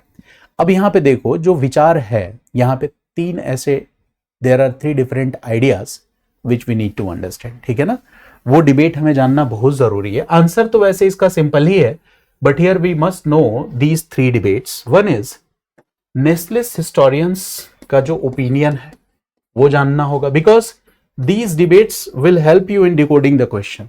जब भी कोई क्वेश्चन आएगा तो आप उसको ओपन कर लोगे क्वेश्चन को कि क्या क्वेश्चन कहना चाहता है। तो आंसर तो इसका सिंपल है, बट मैं अप्रोचेस बता रहा हूं। One is Marxist history and the second is revisionist history. Revisionist history. तो यहां पे जब भी आपको कंक्लूजन लिखना हो, whenever you will have to write conclusion or balanced opinion, whenever you have to write conclusion or balanced opinion, so you will go with this approach, revisionist history. यहां पर revisionist history का approach से जाओगे। क्यों जाओगे, that I will discuss. जैसे when nationalist historians talk about Maratha power, so they say that Maratha power was a proto-nationalist force. वो Maratha power को क्या कहते हैं? They say that Maratha power was a proto nationalist force, यानी कि before nationalism in modern sense developed in India. तो वो proto nationalism modern sense में इंडिया में आया, उसके पहले अगर हम नेशनलिज्म जैसी कोई चीज देखते हैं तो वो मराठा पावर में हमें दिखती है, ठीक है। जैसे शिवाजी का जो स्वराज्य का कॉन्सेप्ट है, इसको इन्होंने कहा, प्रोटो का मतलब होता है कि नेशनलिज्म इन मॉडर्न सेंस के आने से पहले जो नेशनलिज्म का हम एम्ब्रियोनिक कह सकते हो कि एक वो देख सकते हैं, वो मराठास में दिखता है। जैसे शिवाजी का कॉन्सेप्ट क्या है, स्वराज, उसको वो बताते हैं नेशनलिस्ट हिस्टोरियंस कि देखो शिवाजी की स्वराज की अवधारणा, ठीक है। आरसी मजूमदार, वीडी सावरकर जैसे लोग, इन्होंने कहा कि मुगलों से मराठा लंबे समय तक लड़ते रहे, और मुगलों को फिर इन्होंने क्या माना, फॉरेन डोमिनेशन, विदेशी शक्तियां का लंबे समय तक मुगलों के साथ क्या रहा, संघर्ष रहा। और ये संघर्ष किस बात के लिए रहा कि हम अपनी एक इंडिजिनस रोल, इंडिजिनस पावर, देशी सत्ता, शुद्ध रूप से देशी सत्ता को स्थापित कर पाएंगे, है ना। ये चीज है कि टेरिटरी, कल्चर, हिंदू पद पातशाही, हिंदू स्वराज, इसको लेके मराठास ने क्या किया, फाइट किया, है ना। जो नॉर्मली फ्यूडल लॉयल्टीज होती हैं, जो लिमिटेड कॉन्टेक्स्ट में होती है, उससे आगे बढ़ के ज्यादा से ज्यादा लोगों को अपने साथ मोबिलाइज किया। ये सारी चीजें बताते हैं, प्रोटो नेशनलिस्ट फोर्स के रूप में लिखते हैं। But when the other group of historians say, they say that there are some limitations in Maratha power, क्योंकि मराठा पावर की बात करते हैं तो है तो ये रीजनल ही। तो जब आप प्रोटो नेशनलिस्ट कहते हो तो इसकी पहली लिमिटेशन है, it is regional power. Deccan में इनकी पॉलिटिक्स है, दक्कन पॉलिटिक्स। दूसरी बात कहा कि पर्सनल और क्लैन बेस्ड है, ट्रूली नेशनल कहना थोड़ा ठीक नहीं है ना, पैन इंडिया आइडेंटिटी नहीं है। तो इस तरह से there are some limitations, this is the opinion, limitations. तो नेशनलिस्ट हिस्टोरियंस ने तो ग्लैमराइज किया मराठा पावर को, ठीक है। Now when Marxist historians will come, तो Marxist historian will say that when we talk about the nature of Maratha polity, Maratha political structure की बात कर रहे हैं, तो यहां पे क्या है, पॉलिटिकल फ्रेगमेंटेशन, राजनीतिक बिखराव है। सबसे पहले मराठा रूलर और पेशवा, यहां पे दरार पैदा हुई। फिर पेशवा में भी सेमी कॉन्फेडरेट मॉडल है, यहां पे सेमी ऑटोनोमस चीफ्स हैं, सिंधिया, भोसले, होलकर और गायकवाड़, और इनके बीच में there is conflict for power, है ना, इनके बीच में पावर के लिए कॉन्फ्लिक्ट है। दूसरी चीज इन्होंने क्या कहा कि the Maratha power and its expansion was driven by surplus extraction, chauth और सरदेशमुखी पर बेस्ड था। और मार्क्सिस्ट हिस्टोरियंस ने ही ये बात कही थी कि इनका जो रेवेन्यू था, इकोनॉमी थी, that was mainly guided by plundering and tribute. ये वर्ड यूज किया था किसने, मार्क्सिस्ट हिस्टोरियंस ने, कि प्लंडरिंग और ट्रिब्यूट से इकोनॉमी गाइडेड थी। तो जो एक स्टेबल इकोनॉमिक बेस होता है वो ये नहीं तैयार कर पाए, स्टेबल इकोनॉमिक बेस नहीं तैयार कर पाए। जो एक रेगुलर सोर्स ऑफ इनकम जो होता है, स्टेबल सोर्सेज ऑफ रेवेन्यू, वो ये जनरेट नहीं कर पाए। ये इनकी सबसे बड़ी लिमिटेशंस थी, है ना, ये चीजें हैं। तो ये बताया, जैसे इरफान हबीब का ही ओपिनियन है कि Maratha state was a feudal, it was a fragmented political structure, it was driven bye class interest, it was based on surplus extraction, it was basically guided economic you can say economic needs were fulfilled by plundering and tribute. Okay, so it is not like a proto nationalist movement. This is the idea of Irfan Habib. Got it? तो एक तो विचार ये हो गया, ठीक है। इसके बाद और भी विचार हैं, कैम्ब्रिज स्कूल के भी है, बट मैं सीधे रिविजनिस्ट हिस्ट्री में आता हूं। देखो क्या है रिविजनिस्ट का मतलब ये होता है कि पहले से जो भी, रिवीजन का मतलब क्या है, पहले से जो भी एस्टैब्लिश्ड हिस्टोरिकल थॉट्स हैं उनको दोबारा क्रिटिकली एग्जामिन करना और एक नया विचार देना, और ये विचार देते हुए किसी भी रिजिड आइडियोलॉजिकल एक्सप्लेनेशन से बचना, that is revisionist history. So this is good for your balanced opinion. Revisionist मतलब समझ गए कि what you have to do, already established historic different schools of historiography, they have some established theories and opinions. So revisionist history will do what, re-evaluation, or you can say that they will again critically examine, they will again study, they will come with a balanced view, they will avoid rigid explanation or rigid theories. That is the revisionist approach. तो revisionist approach में ये बात बताई गई about this Maratha power, है ना। एक तो जो मार्क्सिस्ट ने कहा feudal structure, feudal decline, plundering, tribute, ये पॉलिटिकल फ्रेगमेंटेशन, क्लास इंटरेस्ट, तमाम बातें, ठीक है, इसको भी रिजेक्ट कर दिया रिविजनिस्ट हिस्टोरियन ने। नेशनलिस्ट ने जो कहा था कि प्रोटो नेशनलिज्म की बात की थी, it was also reject by revisionist historian. तो देखो रिविजनिस्ट हिस्टोरियन ने जो नेशनलिस्ट हिस्टोरियन का थॉट था प्रोटो नेशनलिज्म वाला, it was also rejected. Marxist historian का जो थॉट था fragmentation, political fragmentation, class interest, conflict, तमाम ये जो बातें थी, प्लंडरिंग, ट्रिब्यूट, है ना, इनको रिजेक्ट कर दिया। And now revisionist historians say that Maratha state as a flexible network based decentralised political system. तो नोट कर लेना इस पॉइंट को कि रिविजनिस्ट हिस्टोरियन क्या कहते हैं कि Maratha state was a flexible network based and decentralized political system। ये है आइडिया इनका। Okay, network based, flexible, network based and decentralised political system. तो एग्जाम में तो आपके पास इतना ही लिखने का स्कोप है, बहुत ज्यादा आप एक्सप्लेन नहीं कर पाओगे। You are not in a condition to explain more 10 या 20 मार्कर क्वेश्चन में, क्योंकि किसी भी एक ओपिनियन से जुड़ा हुआ क्वेश्चन नहीं होगा। whenever there will be question, there are different opinions that will be integrated together, so it is not possible कि किसी एक को, but फिर भी it is important to understand कि when we are saying that Maratha state as a flexible network based and decentralized polity, इसका मतलब क्या है।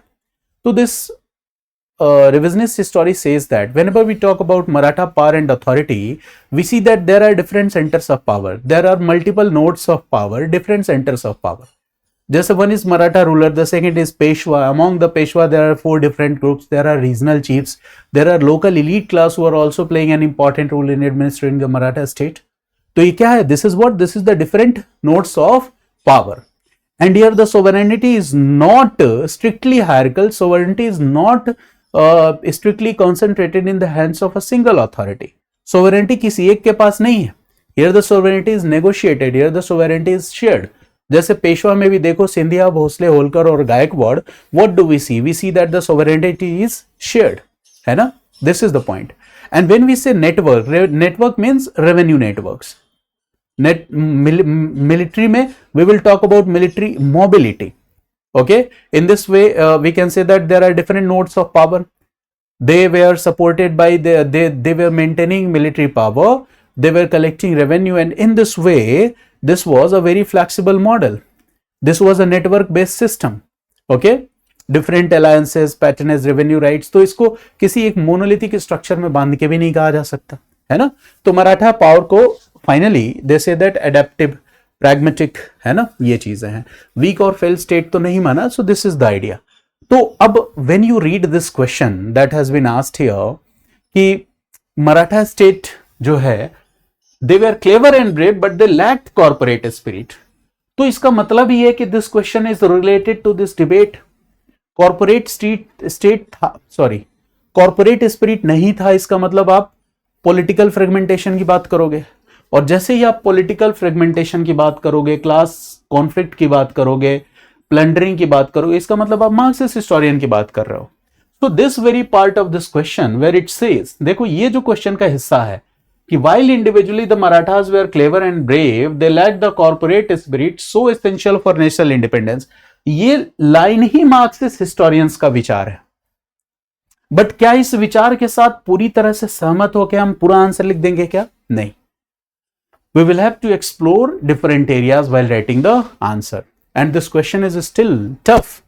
टफ तो है ये, because this is related to this ideological debate and you have to write the answer of this question in 10 words. ठीक है, तो ये बात समझना है. बट क्या होता है कि चाहे जितना टफ आंसर क्वेश्चन हो, जब हम आंसर में देखो, एग्जामिनर को भी पता है कि बच्चे के सामने किस तरह के चैलेंजेस हैं एग्जामिनेशन हॉल में. 10 मार्कर 150 वर्ड में सारी बात कैसे बता सकता है.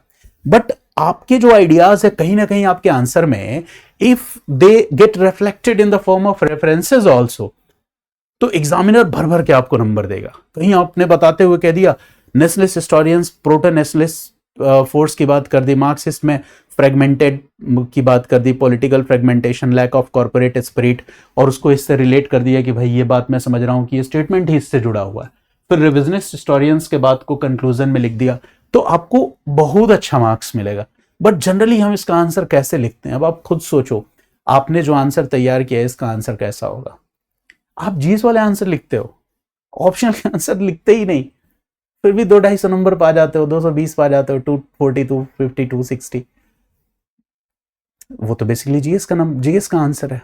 ठीक है, तो थोड़ा आपको समझना होगा कि there is a difference between general studies and optional paper. और ये डिफरेंस को हम कैसे खत्म कर पाएंगे, कैसे पाट पाएंगे? जब हम अपने पढ़ने का तरीका बदलेंगे. बाकी फिर वही है, भगवान का नाम लेके जाना है एग्जामिनेशन हॉल में. पुराने तरीके से पढ़ रहे हो तो 2-4 लोगों को थोड़े ठीक नंबर आ गए तो वो टॉपर हो गए, फिर उनका फोटो दिखा दिखा के दुकान चलेगी. मेरी बात समझ गए? But if you want to do good in history optional, so this is, you can say that you must have to do practice. और ये कोई बहुत मुश्किल काम नहीं है. This is not a difficult task. You will practice each and every question on this way. Ultimately आपके answer में चीजें रिफ्लेक्ट होने लगेंगे. और ऐसे आंसर लिखना तो ज्यादा आसान है एक्चुअल आंसर लिखने की बजाय. So this is model 1 paragraph format answer. So in first para I have written that Marathas were undoubtedly brave and military efficient, but their political structure lacked the cohesion required for a sustained unity. Organized as a confederacy, बता दिया हमने, ये limitation हो गया. Power was distributed among semi-autonomous chiefs, ये भी limitation हो गया. Like Scindia, Holkar, Bhosle, who often pursued their own regional interests, जो अपने regional interests को देखते थे. This absence of a strong central authority under Peshwa weakened collective action. तो आपने क्वेश्चन को यहां पे ओपन कर दिया कि यहां पे जो बात कही गई है लैक ऑफ कॉर्पोरेट स्पिरिट, उसका मतलब ये है. अब क्या है? Frequent internal rivalries and lack of coordinated strategy became evident during critical moments. जैसे थर्ड बैटल ऑफ पानीपत में ये वीकनेस देखी हमें, ठीक है। Fragmented resistance against British rule, British से लड़ने में भी हमें ये दिखा, लिमिटेशन दिखा, ठीक है, कि एंटी ब्रिटिश अलायंस हमेशा ये बना नहीं सके। मैसूर स्टेट ने कोशिश की, एक बार इनको अपने साथ मिलाया भी, बट वो सस्टेन नहीं रहा। Now historians like Irfan Habib, देखो हिस्टोरियंस ओपिनियन, यहां बहुत ज्यादा हम एलिबरेट नहीं कर सकते। अब क्या लिखते हैं Irfan Habib, that reflection of the feudal and segmented nature of polity. क्यों बताया, क्योंकि स्टेटमेंट है, इसी से जुड़ा हुआ है ना। अब ये जो स्टेवर्ट गॉर्डन है, यही रिविजनिस्ट हिस्टोरियन है। तो अगर आप नाम नहीं याद करना चाहते हो तो लिख दो अकॉर्डिंग टू रिविजनिस्ट हिस्टोरियंस, ठीक है। तो रिविजनिस्ट हिस्टोरियन जैसे स्टीवर्ट गॉर्डन कहते हैं, it's decentralised and network based structure. तो flexible, decentralised, network based structure, ठीक है। तो यही तो है conclusion. How it is important to note that applying the modern concept of national independence to the 18th century is anachronistic, यानी कि nationalism के मॉडर्न कॉन्सेप्ट को 18th सेंचुरी में अप्लाई करना गलत होगा। एनार्क्रोनिस्टिक का मतलब हो गया कि जैसे आज के सिद्धांत को आप 100 साल पहले ले जाके अप्लाई करो, 200 साल पहले अप्लाई करो, तो वो फिट नहीं बैठेगा। The Marathas operated within a pre-modern political framework where regional loyalties were dominated. Thus, their failure was less due to the lack of corporate spirit and more due to the structural limitations. तो आपने corporate spirit की बात की, ठीक है, कि भाई ये वीकनेस थी, लिमिटेशंस थी, लेकिन मराठा फेलियर की एक बड़ी वजह क्या थी, स्ट्रक्चरल लिमिटेशंस, ठीक है, ये चीजें। Now in point wise you will write like this, that the Marathas were militarily strong but lacked political cohesion, their confederate structure limited unity and collective action. Political structure बताओ, इंटरनल राइवलरीज, मिलिट्री फेलियर्स बताओ। Political structure confederacy with semi autonomous chief, Scindia, Holkar, Bhonsle. Weak central authority under Peshwa, regional interest of an overrode over collective goals. Internal rivalries की बात कर दो, military failures की बात कर दो। Frequent conflict among Maratha chiefs, lack of coordinated strategy evident in third battle of Panipat, fragmented resistance against British. Historiographical view में Irfan Habib, Stewart Gordon की बात कर दो। लास्टिक conclusion, applying modern nationalism anachronistic and failure due to structural limits not lack of corporate spirit. तो ये conclusion आप याद कर जाना।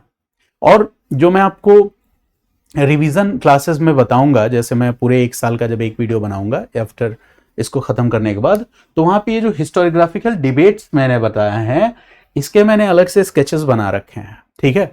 तो यहाँ घबराना नहीं है कि सर ने तो इतना बताया और वो यहाँ रिफ्लेक्ट ही नहीं हो रहा है, बिल्कुल घबराना नहीं है। All these sketches which I am drawing here, मैंने इसको बोर्ड में ऑलरेडी ड्रॉ कर रखा है, यहाँ मैं डिस्प्ले करूंगा।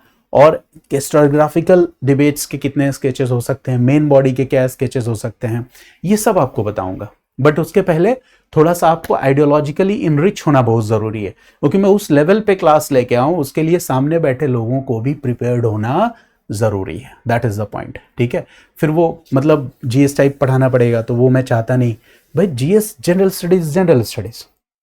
अच्छा, कई बार तो मैं जनरल स्टडीज जब फाउंडेशन क्लासेस में पढ़ाया करता था, अपना खुद का एक्सपीरियंस बता रहा हूं, तो जनरल स्टडीज की जो नीड और रिक्वायरमेंट है उसके अनुसार मैं पढ़ाता था, तो लोगों को यह लगता था मैं ऑप्शनल पढ़ा रहा हूं जीएस में। क्यों लगता था? अब जब मैं ऑप्शनल पढ़ा रहा हूं तो कुछ लोग लगेगा अरे यार जरूरत ज्यादा पढ़ा रहा है, इतना तो जानने की जरूरत ही नहीं है। ऐसा आपको इसलिए लग रहा है क्योंकि आप ना तो जीएस को ठीक ढंग से समझते हो, ना आप ऑप्शनल की डिमांड को ठीक ढंग से समझते हो। तो it is very important to understand the need of the examination, कि है क्या एक्चुअली उसकी नीड, और हम उसके साथ कॉम्प्रोमाइज नहीं कर सकते। शॉर्टकट रास्तों की तलाश में जो रिक्वायरमेंट है, जो एग्जाम की नीड है, जो स्टैंडर्ड है, उसके साथ कॉम्प्रोमाइज नहीं करना चाहिए। अपने एग्जाम की, अपनी तैयारी के लेवल को एक स्टैंडर्ड वे में रखनी चाहिए। तो इससे क्या होता है कि हम रिस्क जोन से बाहर हो जाते हैं। Whenever you will get the opportunity to write mains exam, तो आप एक अच्छा रैंक लेके आओगे। नहीं तो फिर वो बड़ा मुश्किल, प्रीलिम्स इतना डिफिकल्ट है आज के समय में, है ना। तो कोशिश आपकी ये होनी चाहिए कि जो भी ऑप्शनल रखो, ऑप्शनल हमेशा पढ़ते रहो। डेली 2-3 क्वेश्चन आप प्रैक्टिस करो, हमेशा पढ़ो, ताकि जब भी आपको मेंस लिखने का मौका मिले, आप कम से कम उस अटेम्प्ट में, है ना, इस मझधार से बाहर निकल जाओ। और अब जो नए चेंजेस हैं, पता ही है आपको कि आप अगर री अटेम्प्ट देने जा रहे हो तो और उसमें तरह तरह की चुनौतियां लाके खड़ी कर दी गई हैं। So it is very important to be alert, है ना, कंसियस व्हाइल डूइंग प्रिपरेशन। तो हमेशा एक मंत्र याद रखना, जब भी आप प्रीवियस ईयर क्वेश्चन कर रहे हो तो सिर्फ क्वेश्चन और उसका आंसर नहीं देखना है, उस थीम को भी अपने ऑप्शनल क्लास फाउंडेशन नोट से रिवाइज करना है। ये ध्यान रखना है इस बात का। आप अगर एक पीवाईक्यू कर रहे हो तो revise 1 theme, 2 PYQ, 3 PYQ, revise 3 theme. Now just imagine कि अगर मैं सिर्फ इसके आंसर को डिक्टेट करता तो ये वीडियो 20 मिनट्स की होती हार्डली, बट मैंने पूरे थीम को डिस्कस किया और आपको उस 20 मिनट्स की वीडियो से फायदा होता है या डेढ़ घंटे की वीडियो से फायदा होगा? एक्चुअली इस वीडियो से आप कुछ सीख पाओगे, उस 15 और 20 मिनट्स की वीडियो से आप कुछ सीख नहीं पाओगे। I hope you are getting my point. कभी कभी मेरी बातें थोड़ी कड़वी लगती होंगी, बट चीज़ें अगर सही बताई जाए तो थोड़ी सी कड़वी लगती ही है ना। चलिए, मुझे लगा कि आज की क्लास आपको समझ में आई होगी। और फिर इसके बाद जो है क्वेश्चन नंबर 4, ये हम जो हमारा part D of the video है, नेक्स्ट वीडियो, यहाँ पे हम पार्ट डी में हम क्या करेंगे, question number 4 A B C, ये part D of the video में डिस्कस करेंगे। वीडियो देखने के लिए, हमसे जुड़ने के लिए आप सभी का बहुत बहुत धन्यवाद। नमस्कार।